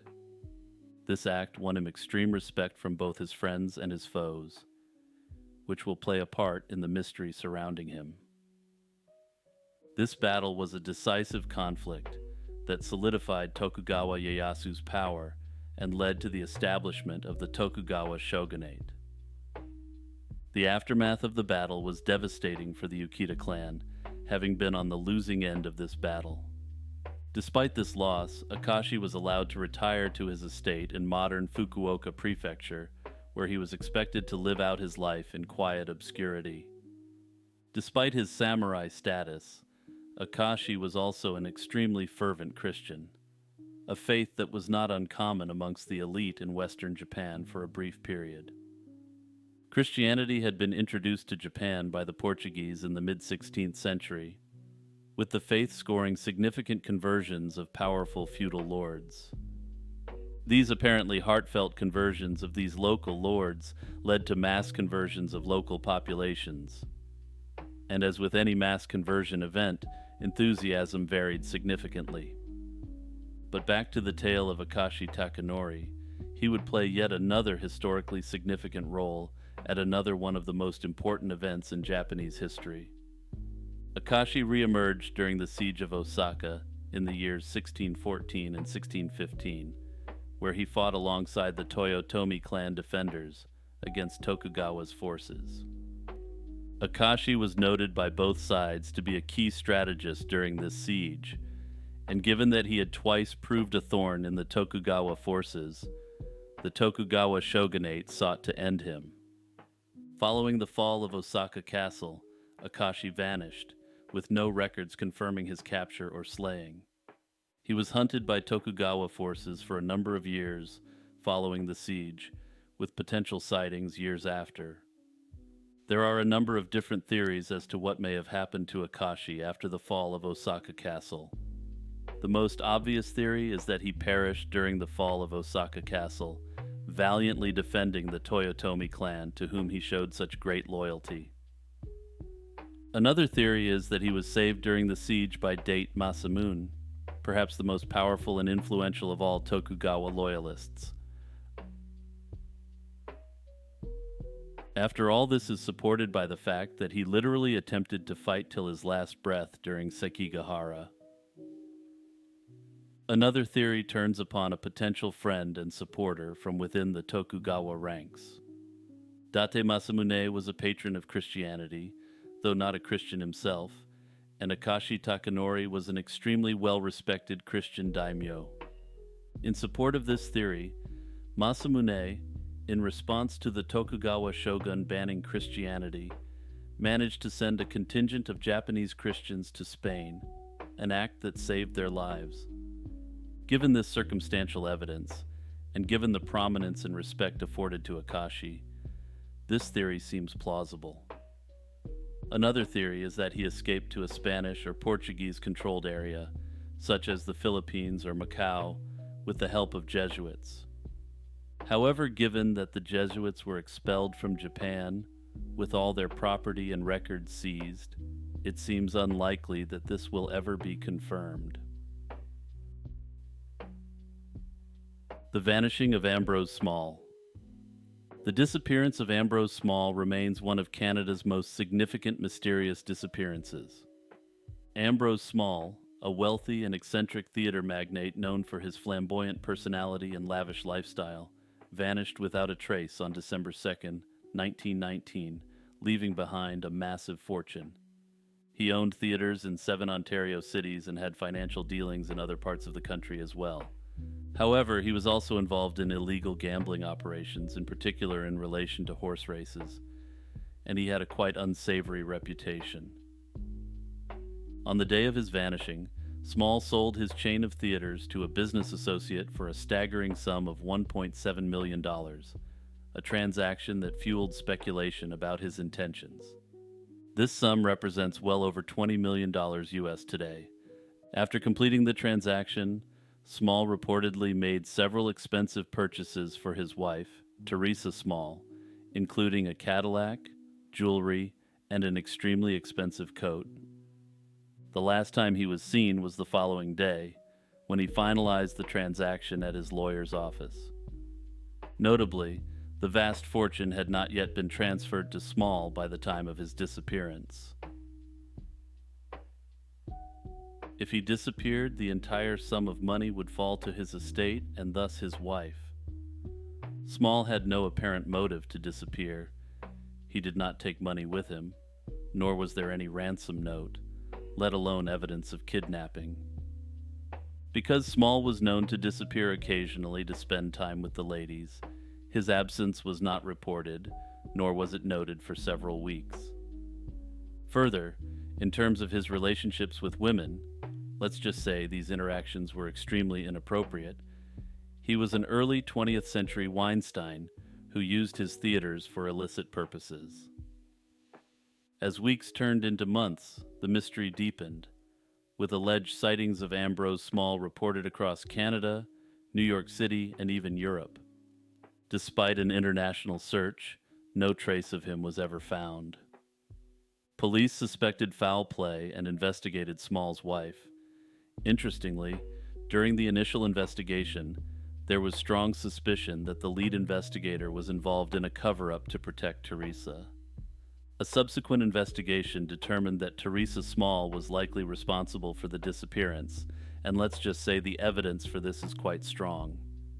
The authorities were unable to ever verify the details of the letter, and ultimately the case remains unresolved. The internal monologue. Internal monologues, the silent or subvocal conversations that some have with themselves, are a fascinating psychological phenomenon, not uniformly experienced by everyone. Various theories explain why some people consistently engage in internal monologues while others do not. Around 30 to 50% of individuals report a frequent internal monologue, suggesting that it is less common than often perceived. This discrepancy may stem from how our brains are wired differently for processing information and experiences. For some, thoughts are narrated in words, while others might visualize images or engage in less structured and more abstract forms of thinking. One theory posits that the lack of an internal monologue could be attributed to different cognitive styles. Some people may have a more visually oriented cognitive process, where they see thoughts as images or sequences, rather than hearing them as words. This mode of thinking is less about silent words, and more about visual and spatial processing. The function of internal monologues can extend beyond mere thought narration. They can play a significant role in planning, reasoning, and self-regulation. For instance, having an internal monologue can help simulate conversations or rehearse actions before they happen. However, excessive internal dialogue, especially if negatively skewed, can lead to issues like anxiety or rumination, where repetitive negative thinking impacts mental well-being. In contrast, individuals without a constant internal monologue might experience the world differently, but not necessarily in a lesser way. They might find their mind to be quieter, allowing for different kinds of creativity or problem solving that do not rely on verbal thinking. The absence of a continuous inner voice might also spare them from the circular and sometimes destructive patterns of self-criticism that those with an active internal monologue can experience. The Plain of Jars. In the hills of northeastern Laos lies an extremely unusual megalithic structure known as the Plain of Jars. A megalithic structure refers to a large stone construction typically erected during prehistoric times without the use of mortar or cement. These structures often consist of earthworks accompanied by large stones or megaliths arranged in significant patterns or to form monuments. And if you're wondering if you've seen a megalithic structure before, you have. Stonehenge in southern England is perhaps the most famous example. In general, megalithic sites are believed to have been used for various ceremonial, religious, and practical purposes, including as burial sites, for marking astronomical events, and as landmarks in the landscape. Now back to the Plain of Jars. The landscape is scattered with thousands of massive stone jars, ranging in size from small vessels to towering monoliths almost 10 feet high, with some of them arranged in clusters. According to the local legend, the jars were created by a race of giants who once inhabited the region. They were said to have used the jars to brew and store rice wine for their feasts and celebrations. However, this mythological explanation fails to satisfy the curiosity of modern scholars seeking a more concrete understanding of the plane of jars. Archaeological evidence suggests that the jars were crafted between 1200 BC and 200 AD, suggesting a long tradition of producing these megaliths. The jars are speculated to have been created by a people who are the ancestors of modern-day Laotian and Vietnamese people. The majority of the jars are made from sandstone and limestone, with some weighing up to several tons. The purpose of these jars remains a subject of debate among experts, with theories ranging from funerary urns to ritual containers for the disposal of the no longer living. However, the prevailing theory posits that the plane of jars served as a burial site for an ancient civilization, with the jars used as sarcophagi to house the remains. Excavations at several jar sites have uncovered remains which support this understanding. However, the absence of inscriptions or other forms of written records makes it difficult to definitively confirm this interpretation. Another theory suggests that the jars were used for ceremonial purposes, such as offerings to the gods or as part of ritualistic ceremonies. Some jars bear intricate carvings and decorations, hinting at their significance in religious or spiritual practices. However, this could also support the funerary interpretation as well. However, the exact nature of these rituals and the beliefs of the people who created the jars remains a mystery. Also, there's another factor that limits scientific inquiry into the nature of these unusual giant jars. During the Vietnam conflict, over 200 million bombs were dropped in the region, many of which didn't work as designed. These failed bombs still litter the plain of jars, and as such, both scientific inquiry and tourism in the region are significantly hampered. On the bright side, however, removal efforts are underway, and one day, hopefully, we will have further answers as to the nature of this site. The antlion. Here's a great suggestion from community member Suddenly That Enderman. The antlion, also commonly known by its Greek name Myrmecolion, is a mythical creature and former cryptid with a rich history rooted in ancient texts and medieval bestiaries. The Greek name from which the English name comes derives from the Greek words for ant, myrmex, and lion, Leon, a fitting title for a creature depicted with the features of both an ant and a lion. Its origins trace back to an error in the translation of the Book of Job into Greek, where a rare word was used to describe a lion. Artistic and literary depictions of the antlion vary, but it is commonly portrayed with the head or upper body of a lion and the lower body of an ant. This hybrid appearance made it a subject of fascination and curiosity, with the creature often being presented as a very tragic figure. In some medieval interpretations, the antlion was considered a very literal blend of an ant and a lion, leading to a tragic existence where it could not eat properly. Under this interpretation, its lion half craved meat, while its ant half could only digest grains, ultimately causing its starvation. This version of the antlion exhibits extreme aggression and pain, and in essence simply wants to be put out of its misery.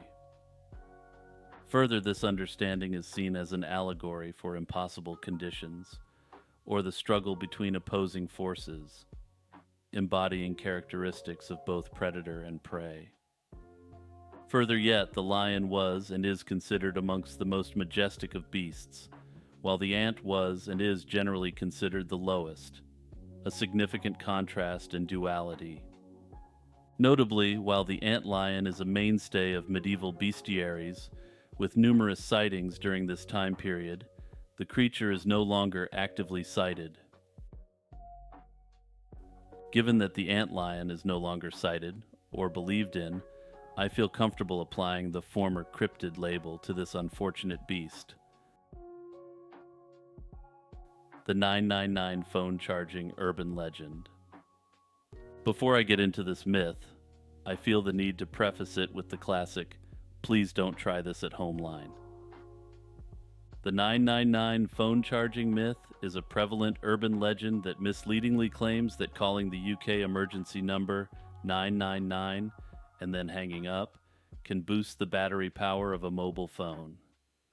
The myth suggests that during a low battery situation, dialing the number could activate some hidden mechanism within the phone to recharge it. According to this belief, this is a universal and required feature across all phones, despite there being no evidence for it. Furthermore, there are various conspiracy theories as to why this feature is said to exist, including some very benign ones, such as concern for general public safety. The myth is so widespread that police forces across the UK have repeatedly issued warnings, emphasizing that such actions can lead to unnecessary strain on emergency resources. Yeah, so I think this goes without saying. This one doesn't work, and don't do it. The IKEA effect. The IKEA effect is a psychological phenomenon where individuals place a higher value on products they have partly created themselves compared to those made entirely by others. This effect was first explored and named by Michael Norton, Daniel Moshon, and Dan Ariely in their seminal 2011 study. They discovered that the labor and effort invested in assembling or creating a product lead individuals to value their amateurish creations as highly as, or sometimes more than, professionally made products.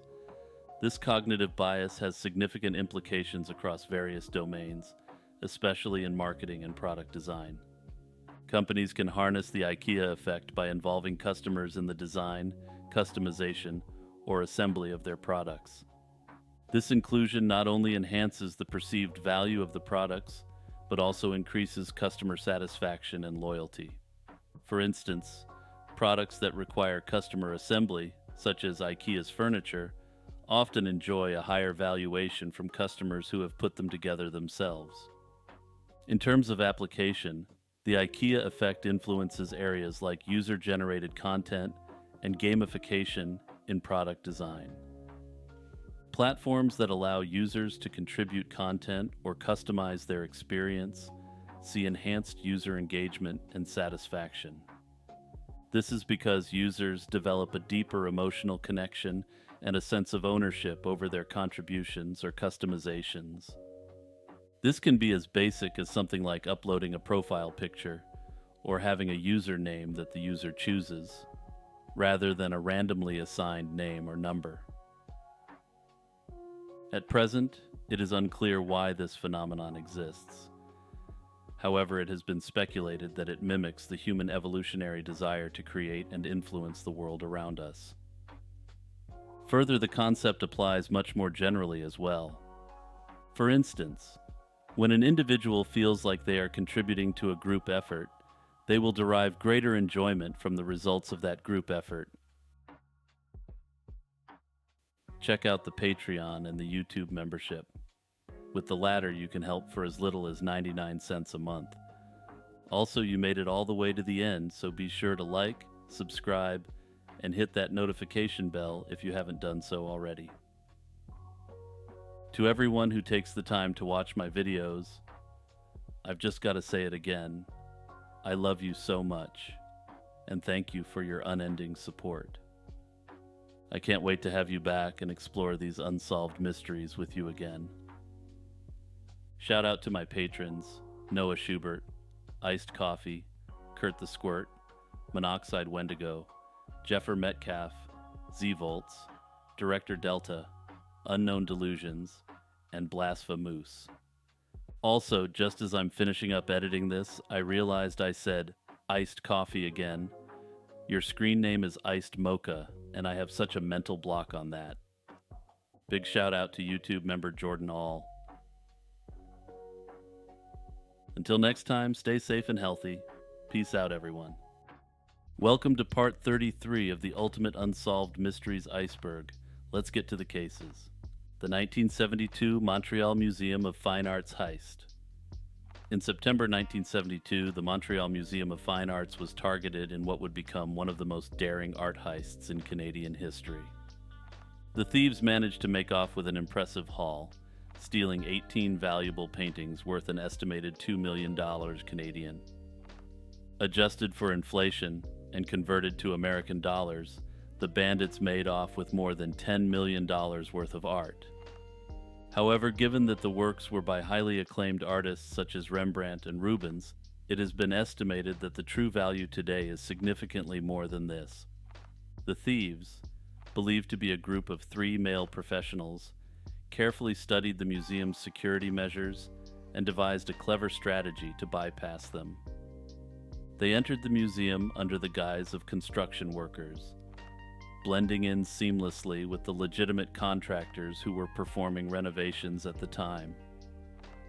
They entered through a skylight and slid down into the museum using a rope. And yes, before you ask, this heist is basically the inspiration for every museum heist you ever saw in a movie or cartoon. Once inside, they swiftly disabled the alarm system and were also able to locate and disable all the guards on duty. Once they had neutralized all immediate threats, they systematically removed the targeted paintings from their frames. Eventually, the authorities were notified of the heist. However, by the time authorities arrived on the scene, the perpetrators had already made their escape, leaving behind little evidence to trace their whereabouts. The museum guards could only provide the most basic of descriptions. The 2 men they actually saw were of average height and build, wore ski masks, and had long hair. They reported that 2 of the men spoke French, while 1 spoke English. Given the extreme vagueness of the description, a significant number of Montreal's city male population could fit the description. In the aftermath of the heist, authorities launched an extensive investigation, but leads quickly ran cold. The stolen paintings, some of which were considered treasures, have remained missing for years, fueling speculation within the art world. Despite numerous theories and occasional sightings, the whereabouts of the stolen artworks remained a mystery for decades. However, in 1999, a tip led authorities to a storage locker in Miami, Florida, where they uncovered several of the stolen paintings. The discovery reignited hopes of recovering the remaining missing artworks and shedding light on the full extent of the heist. The identities of the thieves, their motives, and the fate of the remaining stolen paintings are still unknown. Some have theorized that the heist was organized by the city's mafia outfit, amongst the most powerful and influential in the underworld. Others have speculated that the heist was designed with the purpose of acquiring a specific piece for a high-profile buyer. Under this theory, the additional pieces were stolen either opportunistically as a quote bonus or to confuse investigators. In support of this theory is the fact that some of the pieces may not have been sold and may have just been deposited in Miami. Notably, despite this case now being over 50 years old, the case remains open and under active investigation. The Von Erich family curse. The Von Erich family, an iconic name in professional wrestling, has been marked by a series of tragic events, often referred to as the Von Erich curse. The patriarch of the family, Jack Adkisson, better known by his ring name Fritz von Erich, was a notable figure in wrestling. He crafted a villainous persona in the ring, which played a significant part in his fame. For those unfamiliar with wrestling, this is a role known as a heel, and let's just say, these guys don't play by the rules. Further, in the ring, Fritz was promoted as being associated with the guy who plunged the world into chaos during the 1930s and 1940s. But for clarity for those unfamiliar with wrestling, he was not associated with any such beliefs. This was just an act to make the audience hate him more. Fritz had 6 sons, 5 of whom followed him into wrestling: Kevin, David, Kerry, Mike, and Chris. Each of these sons faced personal and professional challenges, and except for Kevin, each of their lives ended prematurely under tragic circumstances.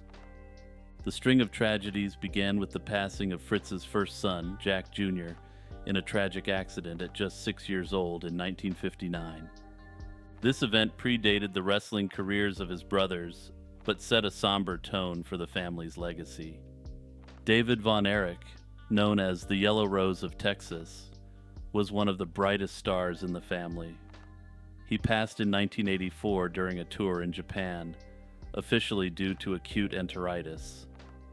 However, there were widespread speculations and claims about the involvement of painkillers in his passing.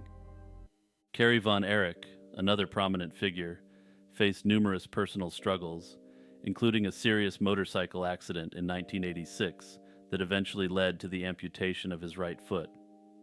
Despite this, he continued to wrestle, hiding his amputation from fans. His life, too, ended tragically in 1993 as a result of mental health struggles, stemming largely from the motorcycle accident and its consequences. Mike Von Erich had yet another heartbreaking story and tragic ending. After undergoing surgery, he suffered from toxic shock syndrome, which significantly deteriorated his health and professional wrestling ability.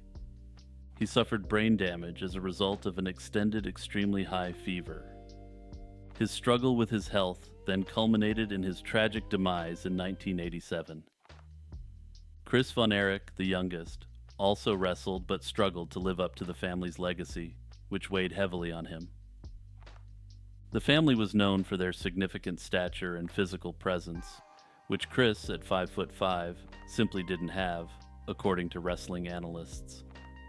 He too passed young, and completed the series of losses that devastated the Von Erich family and contributed to the myth of the curse.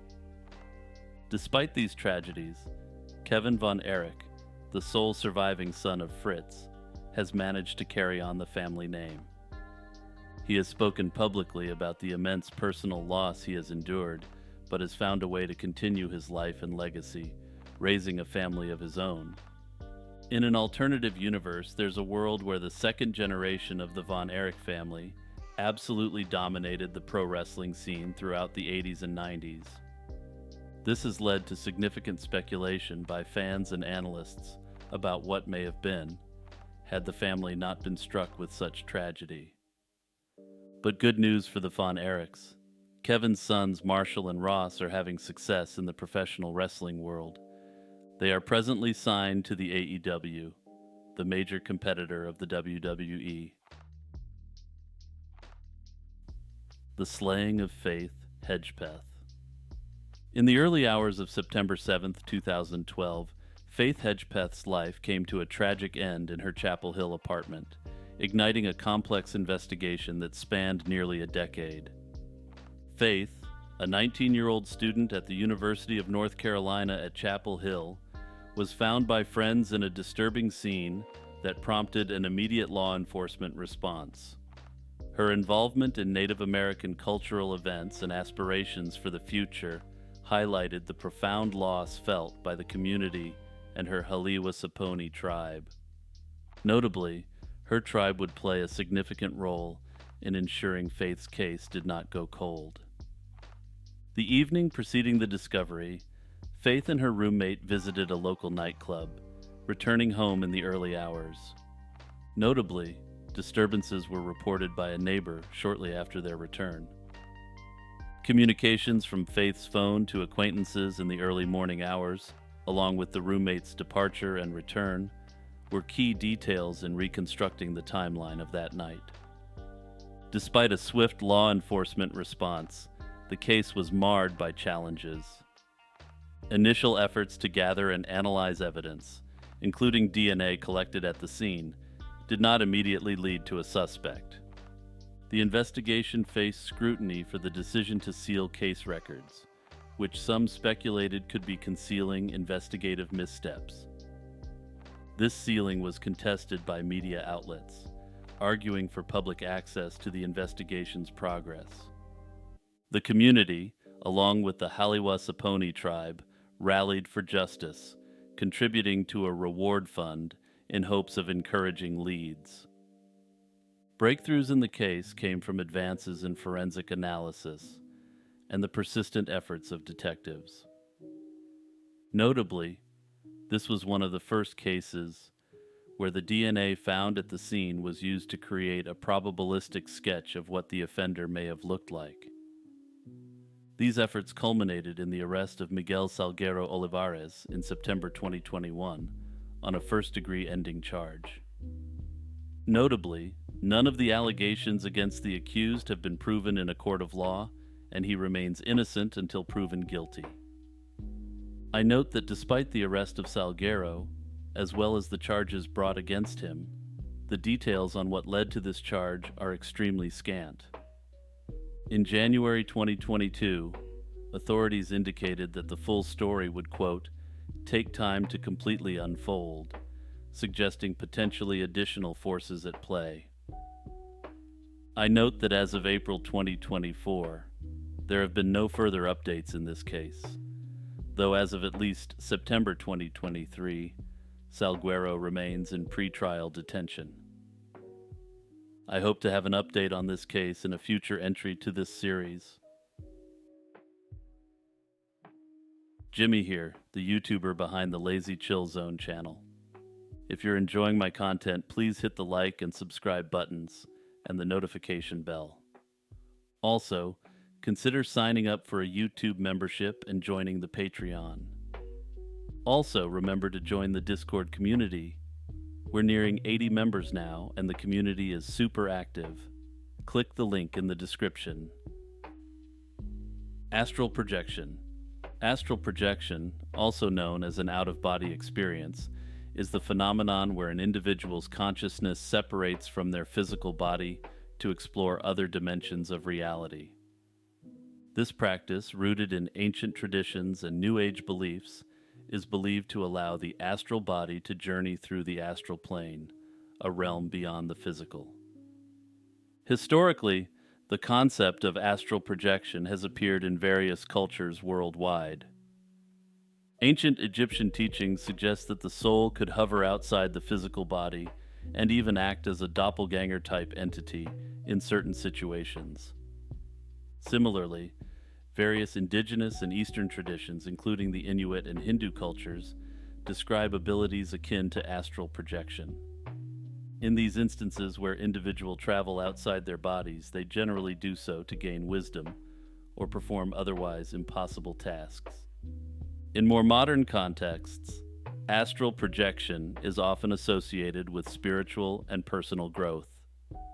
It is viewed as a method for exploring the depths of consciousness and the universe. Techniques for achieving astral projection vary, but typically involve deep relaxation, a focus on mental clarity, and specific visualization practices.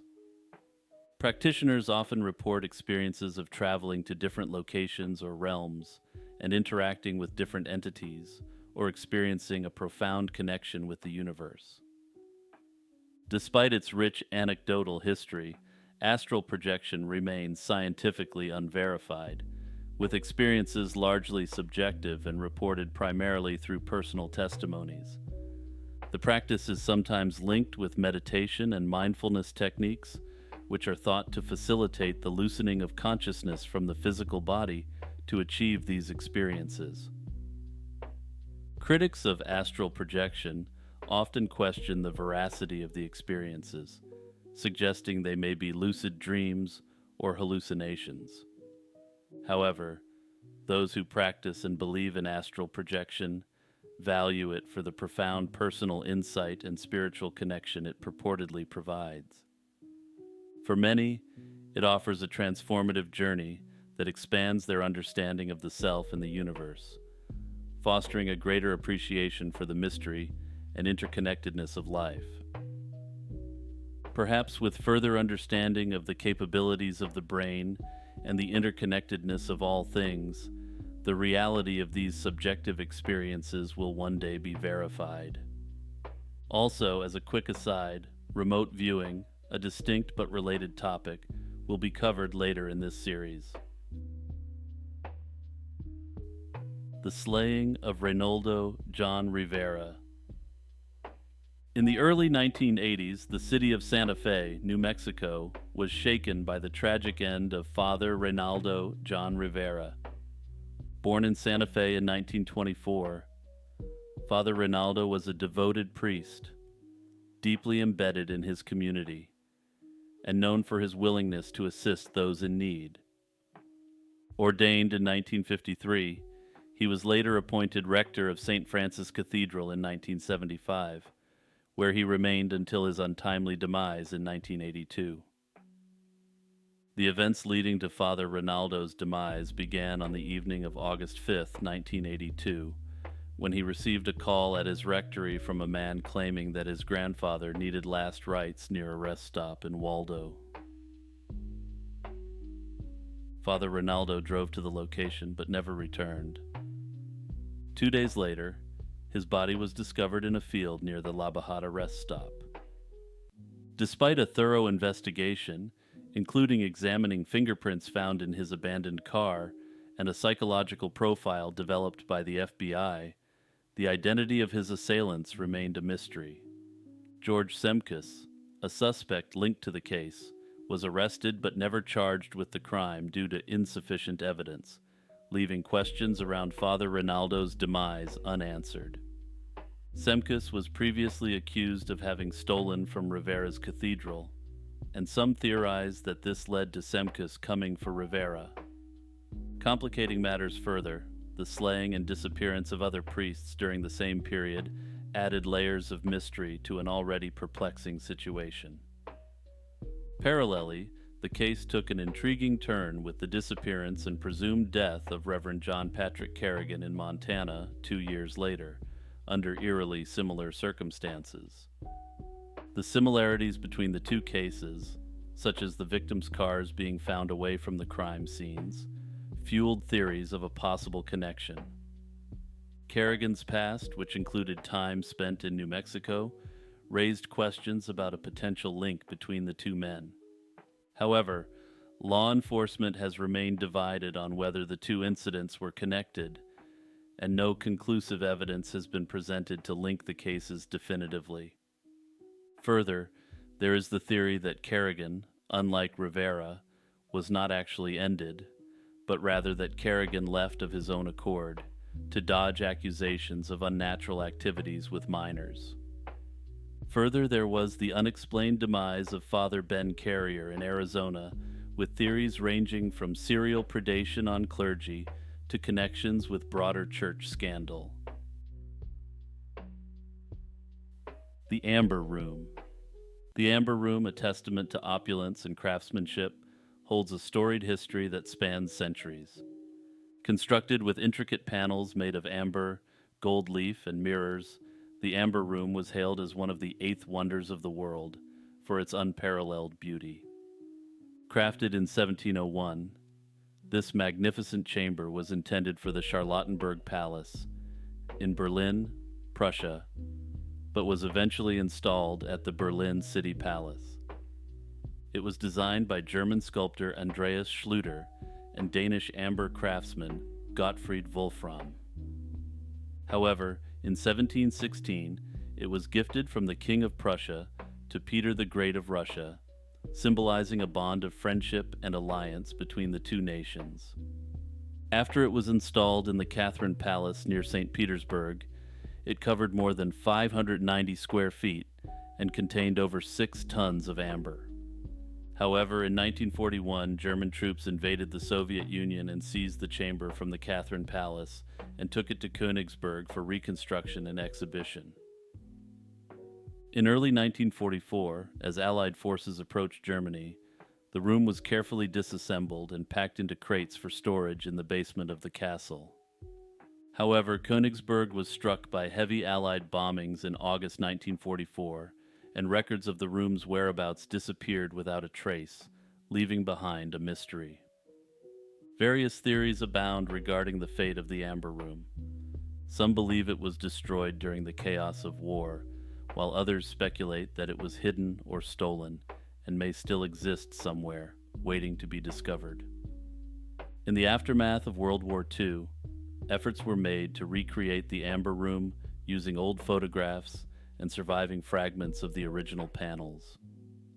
A reconstruction started in 1979 in the Catherine Palace. After decades of work by Russian craftsmen and donations from Germany, it was completed in 2003, ensuring its legacy.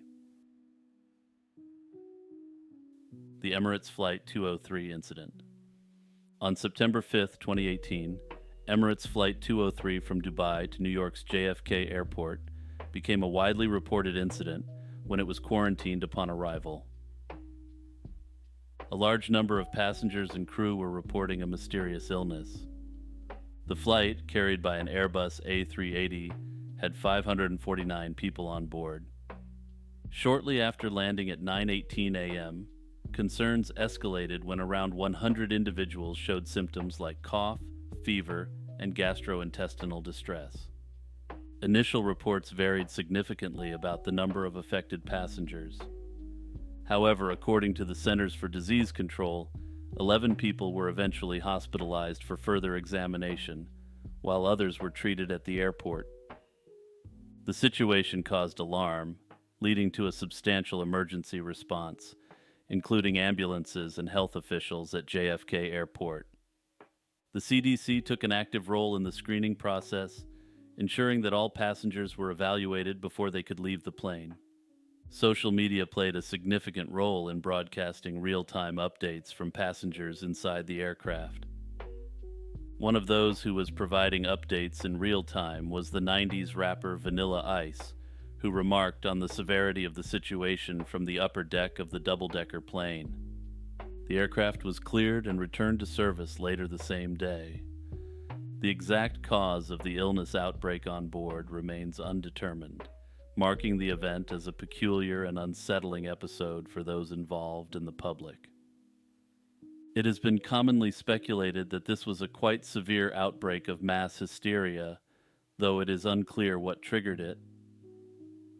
Mass hysteria, also known as collective hysteria or group hysteria, involves the rapid spread of illness symptoms among a group, often without an identifiable physical cause. These episodes, usually triggered by stress or fear within a close community, manifest in physical symptoms like dizziness, fainting, or nausea. Psychological contagion plays a crucial role, where witnessing symptoms in others can precipitate similar experiences in oneself. Mass hysteria cases often resolve once the underlying anxieties are addressed, as they did in this case for the vast majority of people once they were off the plane.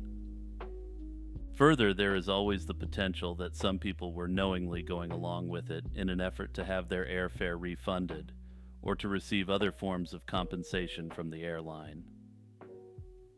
The oil pit squid. Shout out to frequent commenter and community member Austin Lee for this super cool and obscure suggestion. In 1996, workers at the GMC Delphi Interior and Lighting Plant in Anderson, Indiana, encountered an unusual phenomenon. Small, squid-like creatures in a sludge pit containing a mixture of oil, antifreeze, and automobile parts. These oil pit squids, as they came to be known, were approximately 6 to 8 inches long and grayish-red in color. The workers allegedly managed to capture one of these creatures in a jar, but it mysteriously disappeared soon after. Despite this bizarre sighting, there was little concrete evidence to substantiate the existence of these squids, leading to speculation about their origin and nature. Some have proposed that these creatures could be a type of mutated earthworm or other simple life form adapted to the toxic environment. Others suggested more exotic theories, including the possibility that these are alien entities which are able to live in extreme environments. A more down-to-earth suggestion, pun intended, is that these are an unknown creature from the ocean depths, capable of handling extreme environments. At present, it doesn't appear that there has been any further sightings of this cryptid since 1996, and as such, this one likely straddles the line between cryptid and urban legend. The Aurora, Texas Incident. The Aurora Incident of 1897 is an event in early modern UFO lore, marked by an alleged airship crash in the small town of Aurora, Texas. On the morning of April 17, 1897, residents were startled by what appeared to be a cigar-shaped airship that crashed into Judge Proctor's windmill. This caused a significant explosion that destroyed the windmill and the judge's flower garden. The local newspaper, the Dallas Morning News, published a detailed account 2 days later describing the shrekage and an alleged extraterrestrial pilot who was reportedly found among the debris. This pilot was said to have been buried in the local cemetery following a small funeral, presumably in accordance with local tradition rather than the traditions of the extraterrestrial itself. According to reports, the wreckage was examined by townspeople and a purported expert on astronomy named T.J. Weems, who speculated that the pilot might have been from Mars. This detail catered to the late 19th century fascination with Mars and extraterrestrial life, influenced by contemporary astronomical theories and the widespread Mars fever of the era. The materials found at the crash site were described as being made of a metal resembling aluminum and silver, and there were claims of mysterious hieroglyphic papers found with the pilot. Over the years, the incident has attracted significant attention and skepticism, leading many to speculate about the authenticity of the event. Investigations throughout the 20th century, including efforts by the Mutual UFO Network, better known as MUFON, and various historians and journalists, have resulted in mixed conclusions. For instance, a 1979 report interviewed a local resident who claimed that the story was fabricated by the newspaper. The reasoning for this being a means to draw attention to the struggling town, which had been bypassed by the railroad and was economically declining. Despite ongoing skepticism and numerous investigations, no conclusive evidence has been found to fully confirm or refute the claims made in the original 1897 article. The pilot's grave remains unexcavated to this day, with modern technology such as ground-penetrating radar being employed to explore the site without disturbing it. Yet, local authorities have consistently denied permission for exhumation, keeping the mystery alive. To me, it seems that this could easily be resolved by exhuming the alleged body, and I suspect that local authorities' refusal to do so indicates there's likely nothing of substance there. After all, Aurora is a fairly major UFO enthusiast pilgrimage site. It's no Roswell or Area 51, but the surrounding lore definitely generates income for the residents. European vampires. Vampires, creatures that instill both horror and fascination, are deeply rooted in European folklore. They are commonly portrayed as undead beings that prey on humans to consume their life essence in one form or another. This characteristic is central to the myths and legends of the vampire that span across various cultures in Europe. Other characteristics associated with vampires are dependent upon local lore or variants within lore. Vampires in folklore are often described as having supernatural abilities, such as superhuman strength and speed, which they use to overpower their victims. They are typically depicted as nocturnal creatures, sensitive to sunlight, and having specific vulnerabilities such as a stake through the heart or exposure to holy objects. Other vampires are noted to have an aversion to garlic, with the most commonly suggested reason for this is that garlic wards off certain insects associated with pestilence.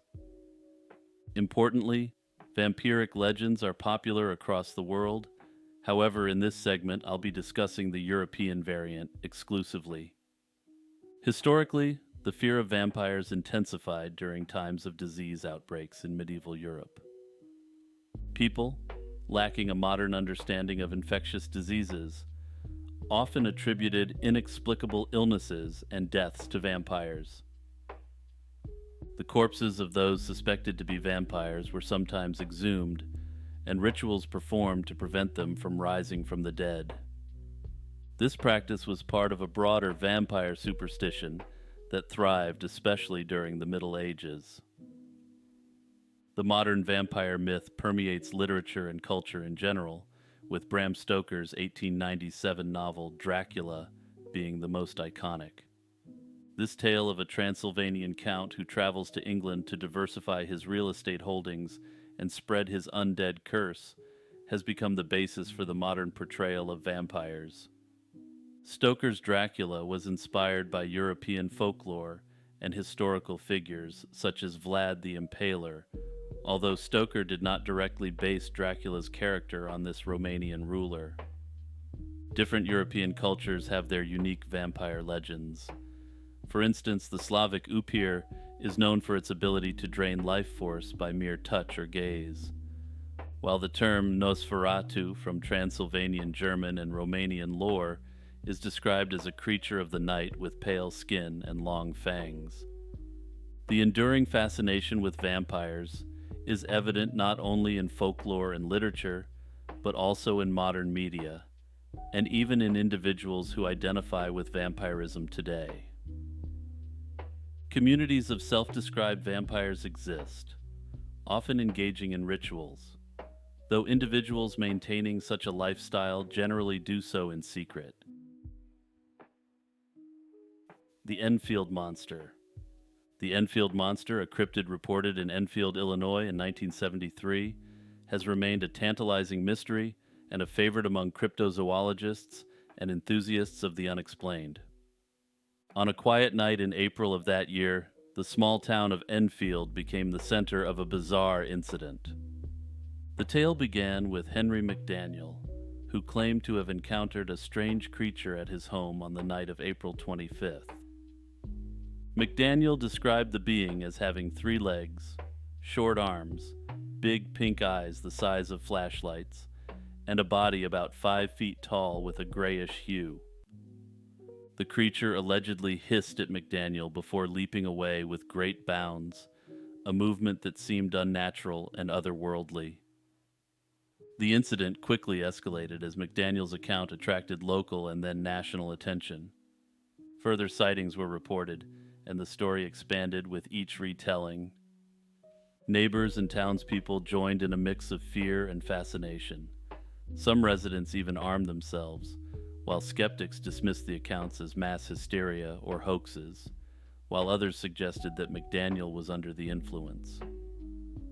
The initial investigation by local authorities found unusual tracks near McDaniel's home, which added to the intrigue.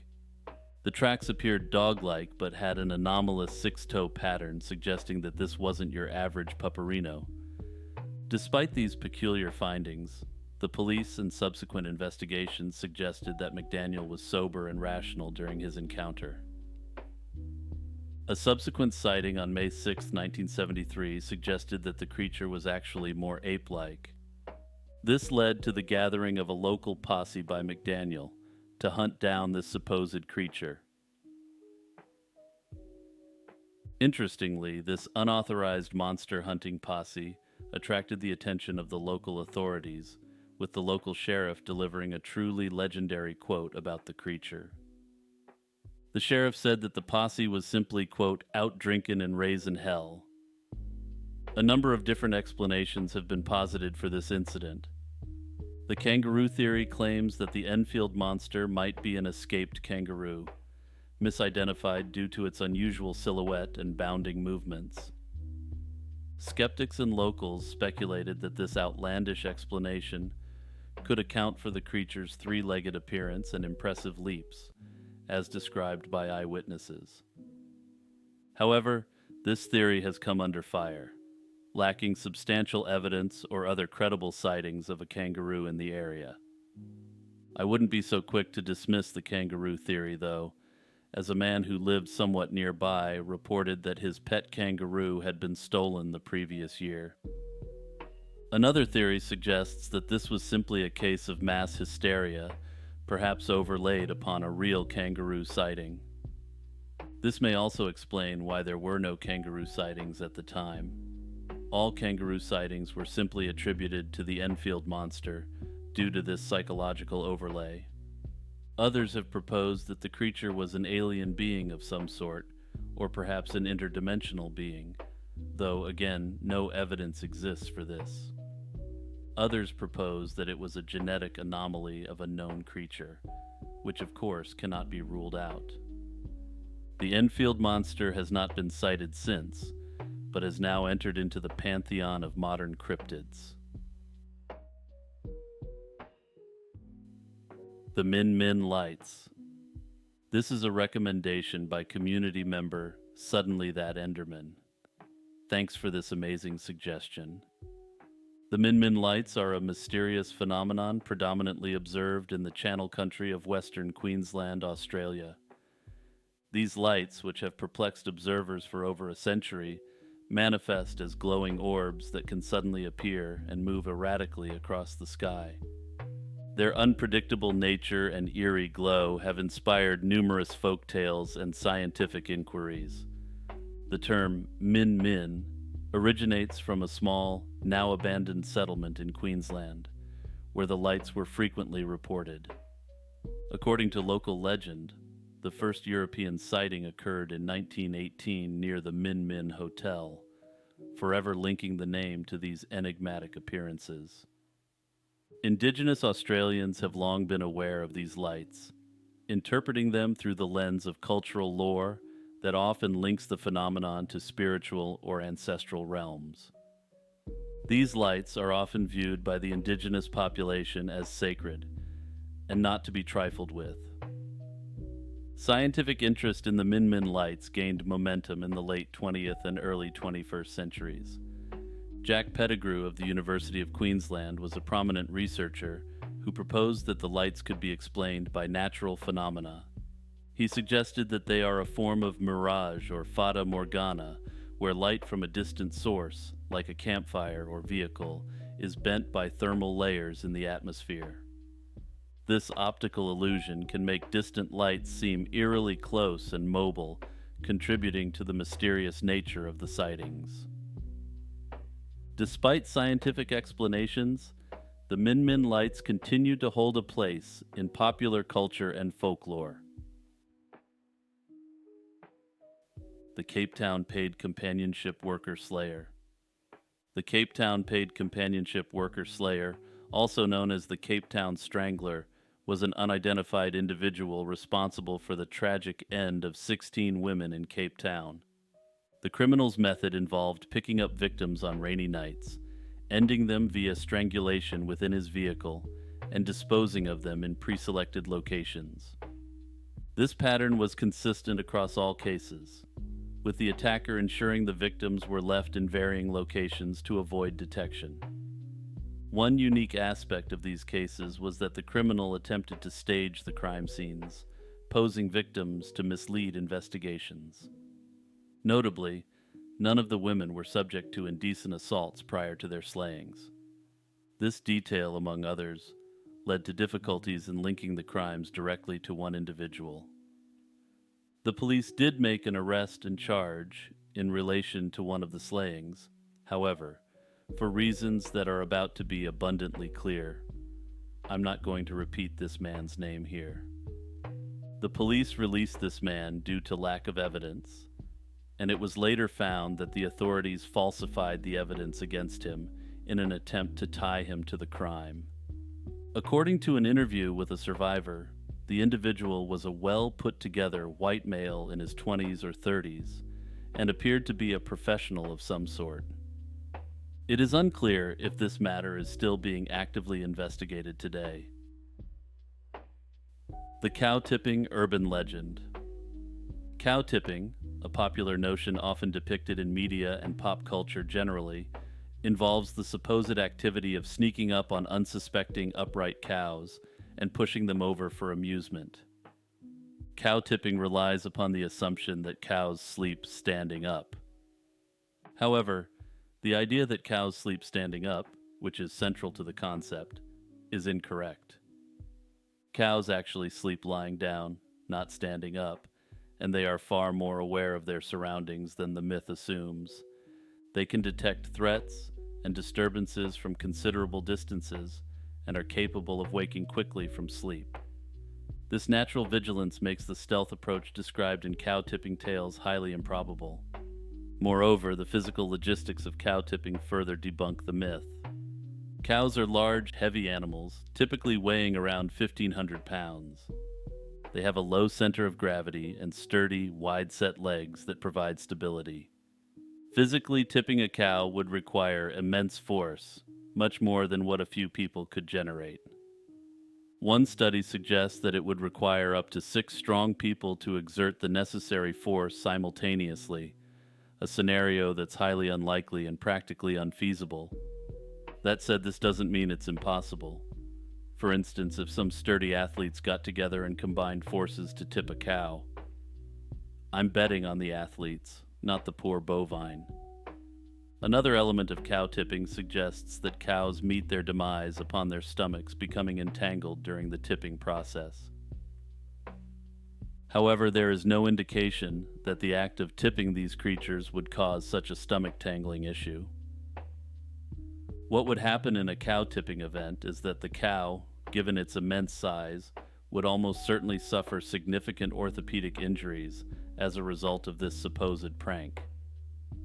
This would necessitate the cow being rendered the opposite of alive, if you catch my drift. The Goku Neco. The Goku Neco is a captivating figure in Japanese folklore, particularly renowned through the artwork of Toriyama Seiken in his yokai compendium, The Illustrated Book of 100 Demons. This collection famously features various yokai, which are spirits or monsters from traditional Japanese folklore. The Goku Neco, translating literally to tripod cat, is depicted uniquely, utilizing common household items in its portrayal. The creature is shown wearing a gotoku, a 3- or 4-legged stand used for kettles over fires, on its head, resembling a crown, and using a bamboo blowpipe used for stoking fires. It is unclear if the Goku Neco was a well-known yokai prior to Seiken's portrayal of the creature, though most of his illustrations drew strongly upon various folk beliefs and religious traditions.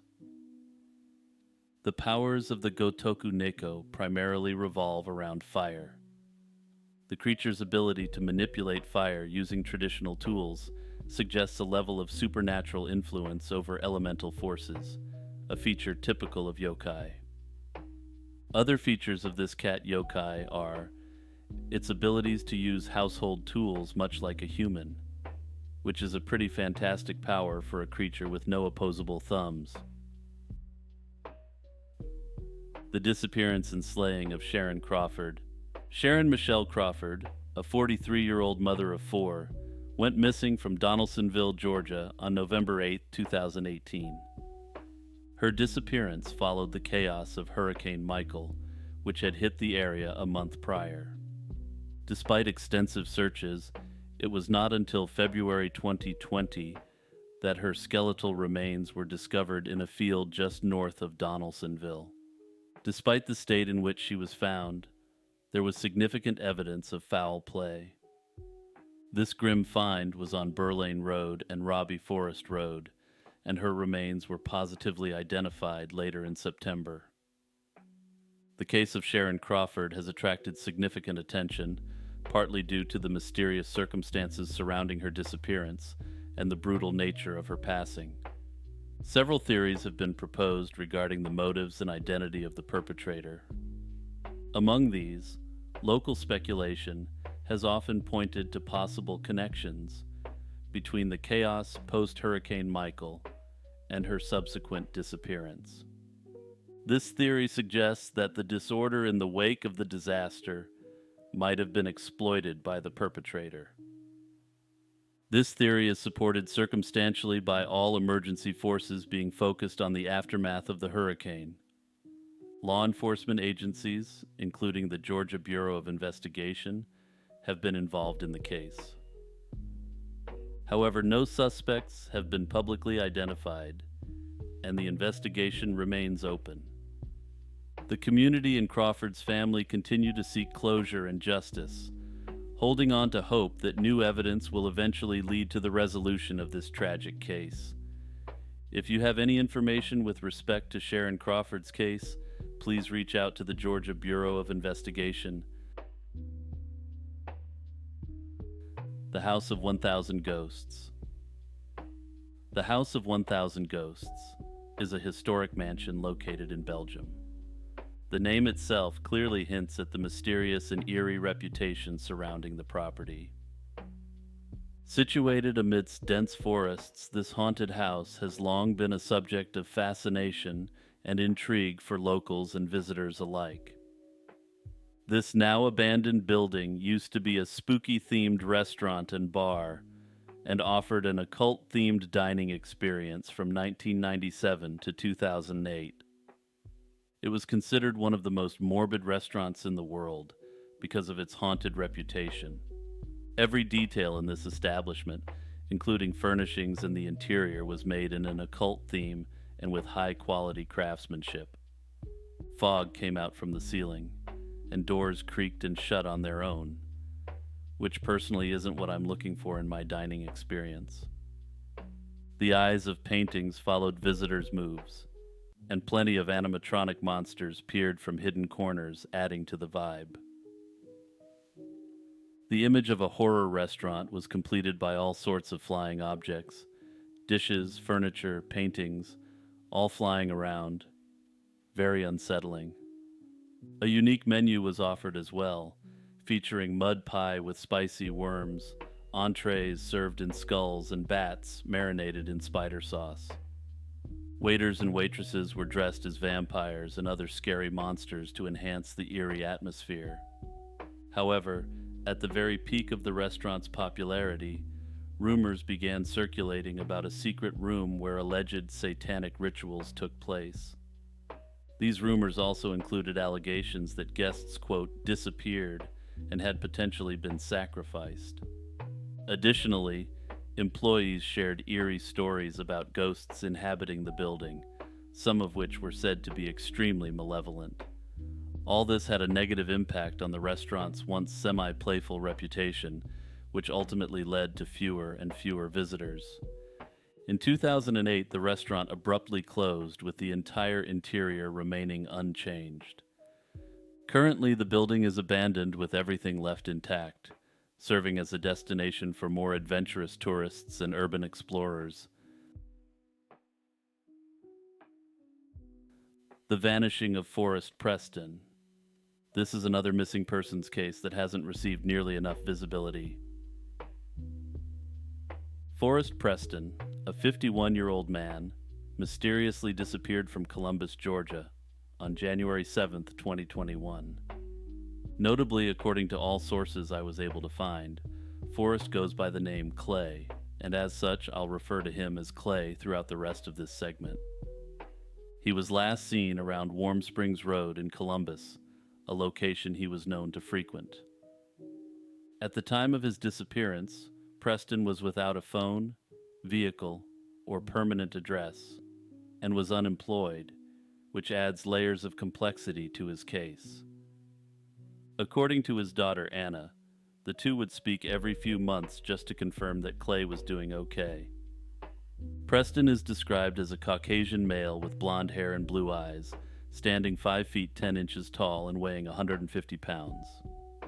His distinguishing physical features include a pronounced limp, a scar behind his right ear extending down to his neck, and a distinctive tattoo on his upper left arm depicting a grave. The lack of substantial leads and the minimal details available have made Preston's case particularly challenging for investigators. The Columbus Police Department continues to seek information from the public that could assist in locating him.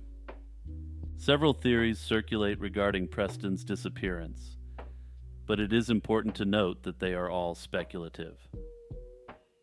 One prevalent theory suggests that his lifestyle might have made him a prime target for foul play. Unfortunately, if you've watched this series up until this point, or if you have any interest in true crime, you know that predators are cowards who target vulnerable people on the outskirts of society. Serial wrongdoers are often able to commit their heinous acts repeatedly, as the authorities generally assign little resources to investigating crimes against the down and out. This case remains active with the Columbus, Georgia Police Department. I urge anyone with information to come forward to the authorities regarding Clay's disappearance.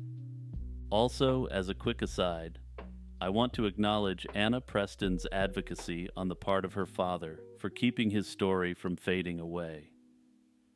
The only way missing people aren't simply forgotten is by keeping attention on their cases. Batuk Khan's golden horses. Batuk Khan's golden horses refer to a legendary treasure said to have belonged to Batuk Khan, a prominent Mongol ruler and founder of the Golden Horde. He was Genghis Khan's grandson and ruled over the Kievan Rus, Volga Bulgaria, Cumania, and the Caucasus. While the Golden Horde was nominally subject to the power of the Great Khan ruled from China and was busy with consolidation of power there. The Golden Horde would go on to rule over the western portion of the Eurasian steppe for almost 250 years, a period in Russian history referred to as the Tatar yoke. With the help of the best craftsmen Eurasia had to offer, he built the capital of his empire and named it Sarai Batu. Notably, this city was the largest city in Europe at the time, with a population of nearly 100,000 people. Of all cities in Europe at that time, only Paris came close in size. Notably, the vast majority of the population of Sarai Batu was not there willingly, with the majority of the population being captured from the Russian lands. But back to the city and the golden horses. Gardens were laid out in the city and fountains were installed, a very unusual sight on the steppes. When Batuk Khan's beloved Arabian horse died, he ordered a statue to be cast from pure gold in its life size and likeness. According to the legend, the life-size figure of a horse required about 15 tons of gold, which seems excessive, but I'm no gold horse sculptor. This was supposedly the equivalent to the entire tribute and revenue collected by the Horde in the year it was created. So yeah, imagine your town gets raided and destroyed. At least you can say, yeah, I contributed to that shiny gold horse statue. After it was delivered to the capital, the Khan ordered a second one for symmetry and to depict the overwhelming power of the state. The first mention of the golden horses in literature appears in 1254 in the book Journey to the Eastern Countries by William of Rubric, a Flemish Franciscan missionary and explorer. He is best known for his travels to various parts of the Middle East and Central Asia in the 13th century, including the Mongol Empire, and is considered a fairly reliable source. He wrote that the statues blinded everyone approaching the city with their radiance on sunny days. The horses' eyes were made of rubies and emeralds. He also noted that seeing them for the first time from afar made him think that a fire had started in the city. Also, the statues were crafted with such perfection that the master who cast them was slain to prevent anyone else from replicating such beauty in the future. After Batuk Khan's death, the horses continued to adorn the entrance to the city until his brother, Berki Khan, assumed the role of ruler. Berki Khan then constructed a new capital also named Sarai, which was also referred to as Sarai Berke. The statues were apparently moved there. However, various sources offer conflicting accounts of what happened next. According to one of the versions, one of the horses was interred in the grave alongside Khan Berke, beneath the city wall he constructed. In 1359, the Golden Horde was substantially weakened by a succession crisis and civil unrest which lasted over 20 years. During this time period, the Russians, who had long been living under the extreme oppression of the Golden Horde, were able to reassert some degree of independence from the Mongols. The primary Russian principality to emerge was centered around the city of Moscow. These Russian troops defeated the army of one of the pretenders to the Golden Horde's throne, with this pretender apparently fleeing with one of the golden horses. During his flight from the Russian forces, he perished and may have been buried along with the horse by his loyalists.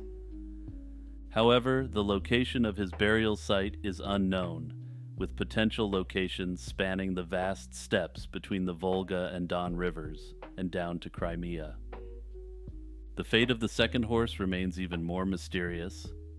Legend has it that following numerous military defeats and the weakening of the Golden Horde, small Cossack detachments began raiding its borders. Allegedly, it was these Cossacks who reached Sarai and stole the remaining statue.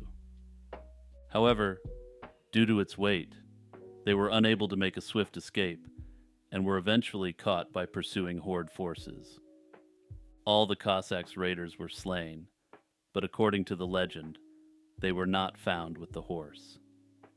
It is theorized that if this story is true, it's likely that the Golden Horse was concealed somewhere in the steppe. Regardless, by the end of the 14th century, all of the cities of the Golden Horde were razed by Timur, also known as Tamerlane, permanently crippling the Golden Horde. Some speculate that during this invasion, Timur's forces may have looted the horses and brought them back to Persia. Notably, modern treasure hunters continue the search for these golden horses, given the extreme value associated with them. Most experts speculate that one of the Khan's graves, potentially containing a golden horse, lies along the banks of the Aktuba River near Leninsk, in Russia's Volgograd Oblast.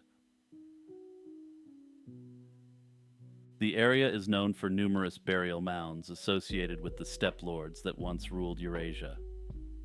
As for the elusive second statue, theories abound regarding its fate. Some suggest it may have been intentionally submerged by Cossacks in a steppe river to evade capture. Notably, if these horses are actually recovered, and if they do actually contain 15 tons of gold, one horse alone could be worth nearly $1 billion American at present.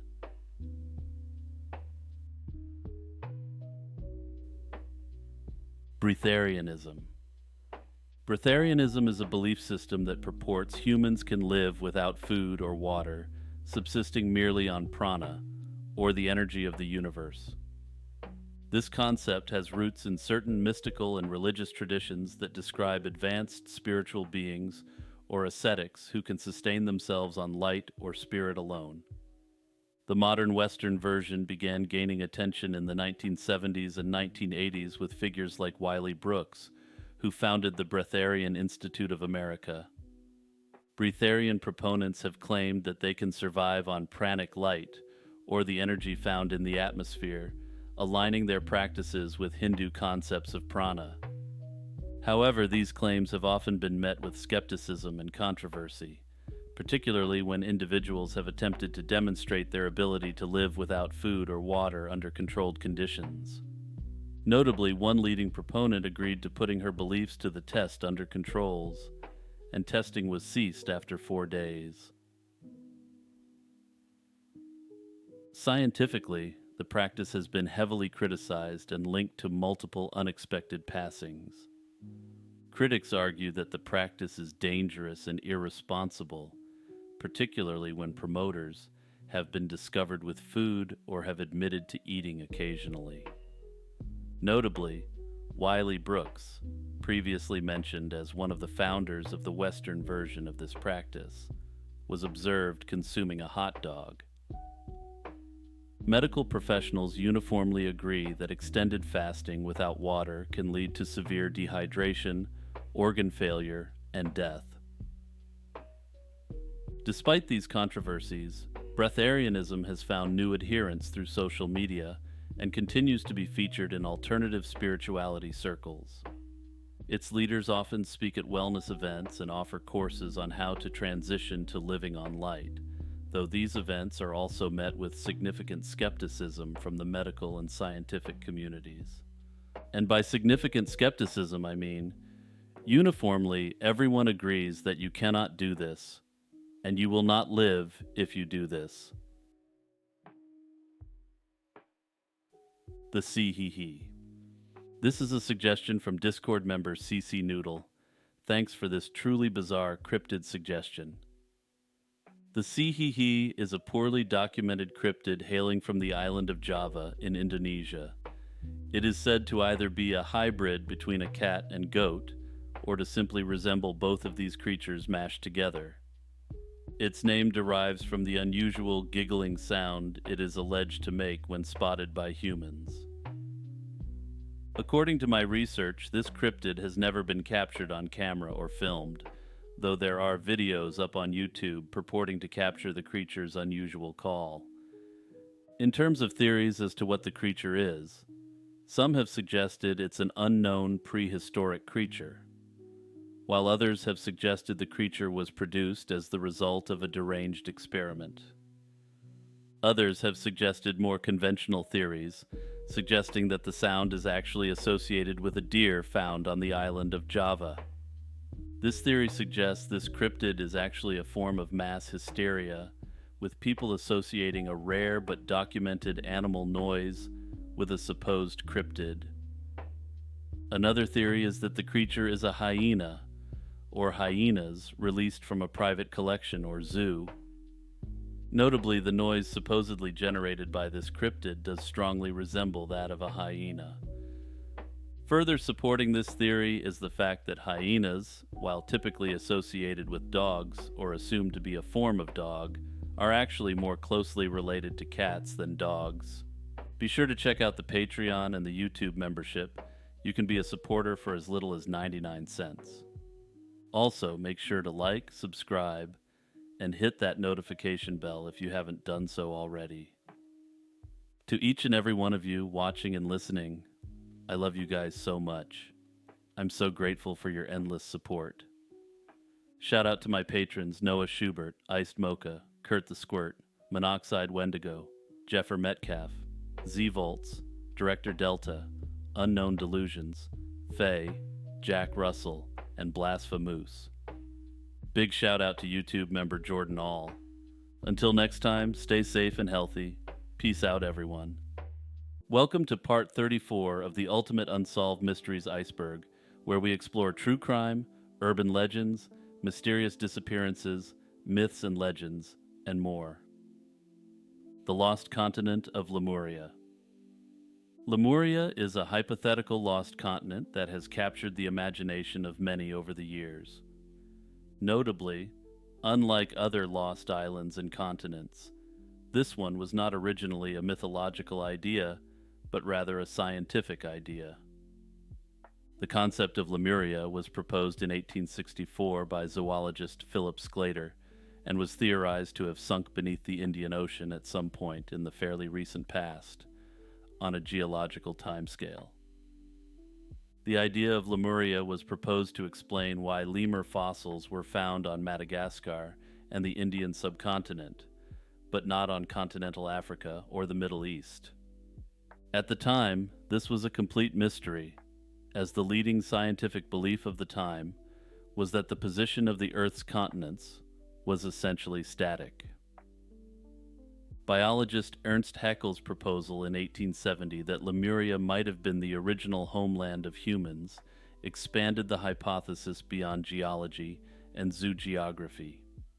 This theory led to the popularity of the theory far beyond the scientific community.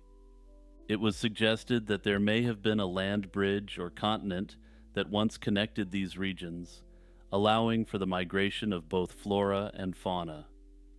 Further upon the popularization of the theory of Lemuria, others sought to attach an esoteric element to it, similar to that of Atlantis.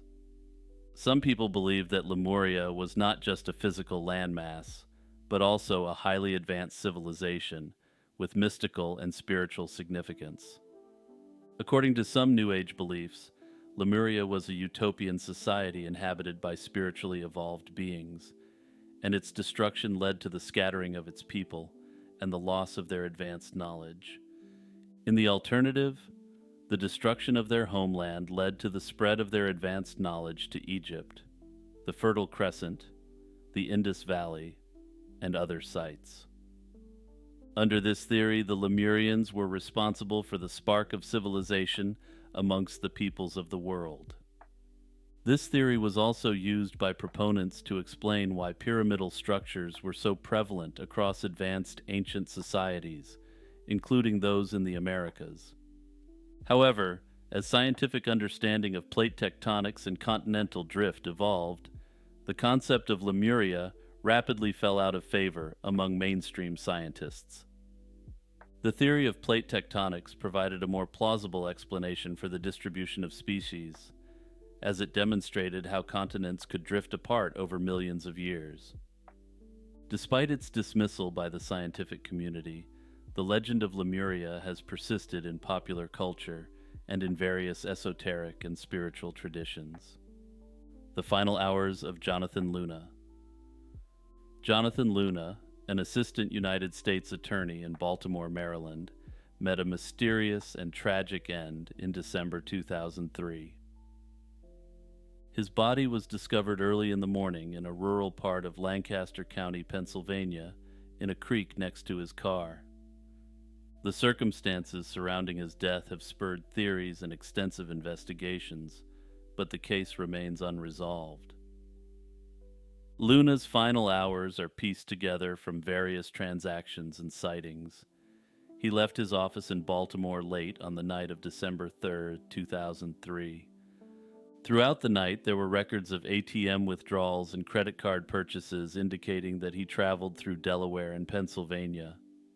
Notably, Luna exhibited an unusual travel pattern, suggesting something else was at play. He was not simply going from point A to point B. By early morning, Luna's car was found at a drilling company's property in Denver, Pennsylvania. The car was partially submerged in a creek, and Luna was found deceased in the water nearby, with his ID badge still around his neck. Notably, his body bore 36 stab wounds and a significant head injury, but the COD was determined to be drowning. Notably, these wounds were inflicted by his own pocket knife.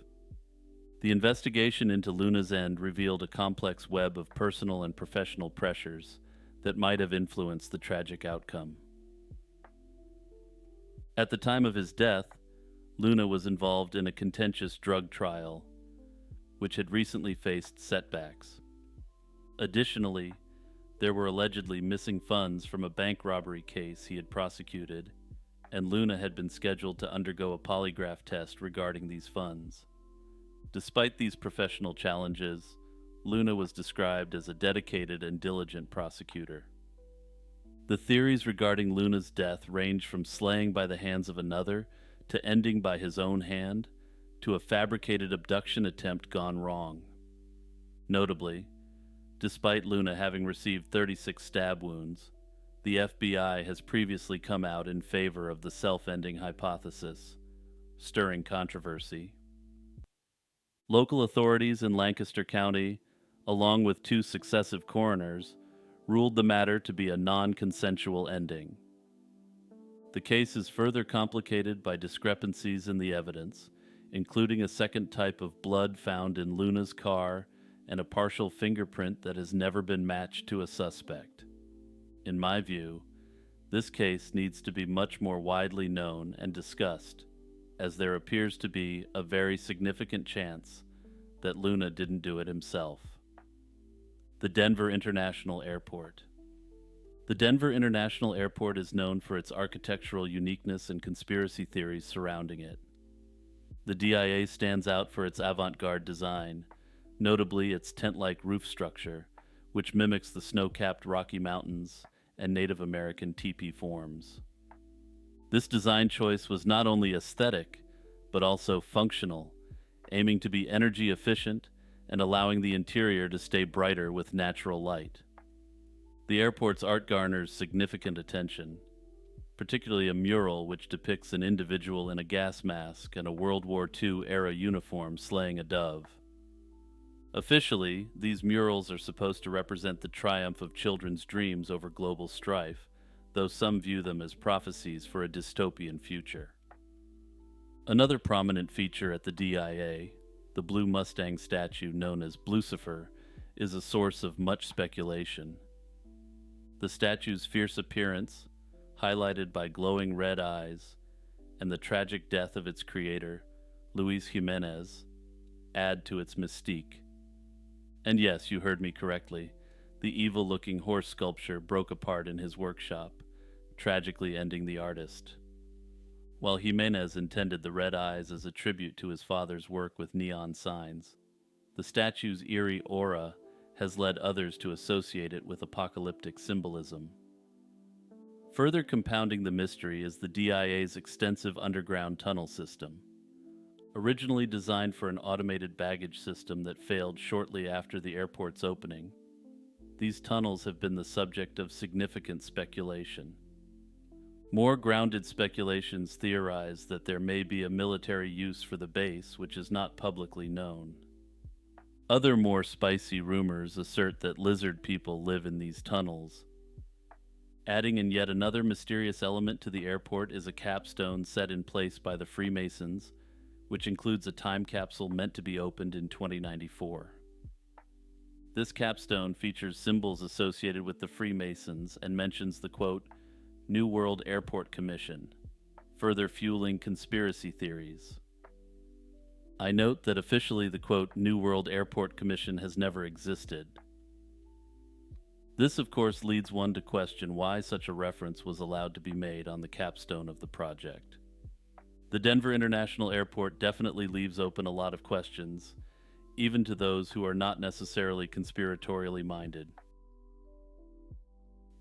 If you're enjoying my content, please hit the like and subscribe buttons and the notification bell. My goal is to make the most extensive Iceberg series in YouTube history, and I want you along for the ride. Also, be sure to check out the Discord server if you're into that sort of thing. We're closing in on 100 members now. Also, if you really want to take it to the next level, please consider signing up for a YouTube membership or a Patreon membership. You can support for as little as 99 cents a month. Brandon Lee. Brandon Lee's life and promising acting career tragically ended on March 31st, 1993, during the filming of The Crow, a supernatural action film that has since become a cult classic. Lee, the son of martial arts legend Bruce Lee, was fatally wounded by a prop gun that mistakenly fired a real bullet instead of a blank. The scene that led to Lee's death was supposed to involve his character, Eric Draven, being shot at by actor Michael Massey's character. Massey was to fire a gun loaded with blanks at Lee as he entered an apartment carrying a grocery bag. Special effects within the bag, known as squibs, were meant to simulate gunfire impact. However, unknown to the cast and crew, a fragment of a real bullet had lodged in the barrel of the gun during prior management of the weapon. When Massey fired the gun, the blank's force expelled the bullet fragment, striking Lee. Lee was immediately rushed to New Hanover Regional Medical Center, where he underwent 6 hours of surgery. Despite the doctor's efforts, Lee succumbed to his injuries, dying at the young age of 28. His death was officially ruled an accident following a 2-month investigation, and no criminal charges were filed. Given his passing at a young age, and under extremely unusual circumstances, some have speculated that Brandon Lee was the victim of a quote-unquote family curse. Notably, for those unaware, Bruce Lee also passed away at a young age and under extremely unusual circumstances. However, Brandon Lee's passing is quite clearly an extremely unfortunate accident, while Bruce Lee's passing is much more unusual. Further going against the theory that any family curse exists or existed is the fact that all of Bruce Lee's siblings and Brandon Lee's sister Shannon Lee have all lived normal lives.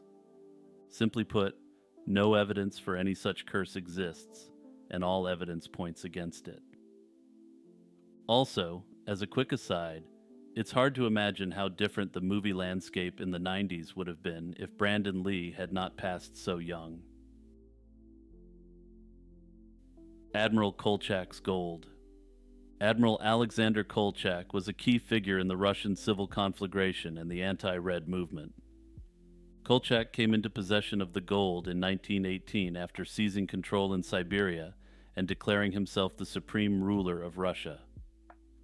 This substantial reserve, amounting to millions of rubles worth of gold, was a significant component of the Russian Empire's wealth during the early 20th century. Initially moved from Petrograd to Kazan to protect it from German forces during World War I, the gold was subsequently transferred to Omsk. The stash, which included diverse currencies from Germany, Britain, France, and the United States, as well as precious metals, is said to have totaled around 650 million rubles at the time. The historical value of Kolchak's fortune in today's dollars would be approximately well over $10 billion American. The fate of Kolchak's gold has spurred various theories and legends, fueled by its disappearance following his capture and ending in 1920. One prevailing theory suggests some of the gold might still lie at the bottom of Lake Baikal. According to local legends and some historical conjectures, a train carrying the gold may have derailed into the lake, sinking the treasure into its depths. Despite modern efforts, including the use of advanced submarines to explore potential shrekkages, the gold has yet to be found. That said, Lake Baikal is the deepest freshwater lake in the world, reaching below 5,000 feet at its deepest point, making exploration extremely difficult. Another theory posits that the gold was partially smuggled out of Russia by Czech legionnaires who turned Kolchak over to his enemies. While some of this gold allegedly helped establish a bank in the Czech Republic, no concrete evidence links the bank to the gold. The whereabouts of this portion of the gold, if it indeed exists, remains a mystery. The most accepted view, however, argues that much of the gold was used by Kolchak for purchasing arms and supplies from abroad, or was lost through various transactions. And by various transactions, I mean embezzlement of the funds. Notably, some historians assert that significant amounts of this gold were deposited in foreign banks across Japan, Britain, and the United States as collateral for loans. These assets may have eventually been seized to cover the debts incurred by Kolchak's movement, given the failure of the movement and the establishment of the Soviet Union. Further yet, there is no indication that the world's capitalist nations would have turned over vast reserves to their newly established enemy, the Soviet Union. To this day, the full extent of Kolchak's gold and its final resting place remains one of Russia's captivating unsolved mysteries. The Montauk Monster. In July 2008, the Montauk Monster captured public attention when its carcass washed ashore on Ditch Plains Beach in Montauk, New York. Initially discovered by a group of friends, the creature's photograph was quickly circulated on the internet after being published by local news, turning into a viral phenomenon. Also, if you're just listening to this video, now is your cue to pause and take a look at this unusual creature. The creature was described as having an unusual appearance with elongated limbs and a body size somewhere between a cat and a small dog. Its body was hairless, showing visible ribs and a seemingly beaked face, leading to wild speculations about its origins. Theories initially ranged from it being a sea turtle without its shell to a dog, or even a mutant raccoon or entirely new species. Experts eventually concluded that the Montauk Monster was likely but not certainly a raccoon, based on its facial structure and limb proportions. The creature's strange appearance was attributed to decomposition and water exposure, which can significantly alter an animal's features. Notably, this series has seen a number of unusual creatures which turn out to be the result of unexpected decomposition patterns. However, despite this near-positive identification, theories have continued to swirl about the creature and its identity. One significant rumor linked the creature to experiments from the nearby Plum Island Animal Disease Center. This facility is extremely controversial for at least two major reasons. First, it openly conducts biological experimentation, particularly in relation to methods to decimate opponents' livestock population in the case of conflict. Further, there are theories that even darker experiments are conducted at the facility, none of which have ever been officially confirmed. Second, the Plum Island Animal Disease Center is located just off the coast of Long Island and is close to many of the United States' largest population centers, including New York City. The involvement of the Plum Island Animal Disease Center in the Montauk monster case remains simply a hypothesis at this time. Further, given the security surrounding the facility, it's unlikely that any involvement would ever be disclosed. Some more wacky theories indicate that the creature may have been a raccoon given a Viking funeral, though of course there is no evidence for this. Or at least that's what they want you to think. Anyway, over to you. What do you think the Montauk Monster is? Will-o'-the-wisp. This is a recommendation by Discord community member Marsh. Will-o'-the-wisps, also known as jack-o'-lanterns and ghost lights among other names, have sparked curiosity across the world. These eerie lights are often seen hovering over marshes, bogs, and graveyards at night, typically described as flickering lamps that mislead travelers. In European tradition, particularly within British and Irish lore, these lights were seen as omens of misfortune or spirits of the dead. In Wales, for example, they were thought to mark the path from a cemetery to a dying person's home, often seen on the eve of death. In the Americas, similar tales can be found, such as in Louisiana, where they are described as souls returned from the dead to perform penance, but that have gone astray. Mexican folklore interprets these lights as the souls of witches or indicators of hidden treasures, safeguarded by these spectral glows. In Korea, these lights were thought to be malevolent creatures attempting to lead travelers into dangerous areas at night. Scientifically, these phenomena are often attributed to the spontaneous combustion of gases like methane, commonly released by decaying organic matter in wet, boggy areas. Additionally, bioluminescent organisms or the luminous discharge of atmospheric electricity might also explain some sightings. And yeah, that's another form of ball lightning for you. However, these rational explanations have rarely dampened the allure of the will-o'-the-wisp in the popular imagination. The persistence of these legends can be seen as a cultural expression of the human need to give meaning to natural phenomena, especially those that are eerie or unexplained. In the alternative, others theorize that the lights do actually represent souls of past individuals, or are a form of ghost. The Ningyo. The Ningyo, often described in Western contexts as a mermaid, is a yokai well established in Japanese culture. Unlike the often beautiful mermaids of Western tales, the Ningyo is depicted with a more complex and varied mythology. The history of the Ningyo can be traced back to various sources within ancient Japanese literature and art. One of the earliest recorded sightings was mentioned in Shoku Nihongi in the 8th century AD. An official chronicle continued from the more famous Nihon Shoki. This documentation suggests that the Ningyo was considered an omen, often associated with misfortune or calamity. During the Edo period, the creature was featured heavily in art, where it was depicted with a human face on a fish's body. Moreover, the Ningyo's mythos includes tales of supernatural powers.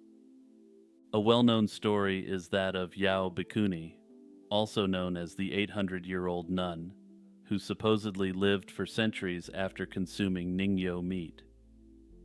This tale highlights the creature's association with longevity and immortality, a recurring theme in Ningyo folklore.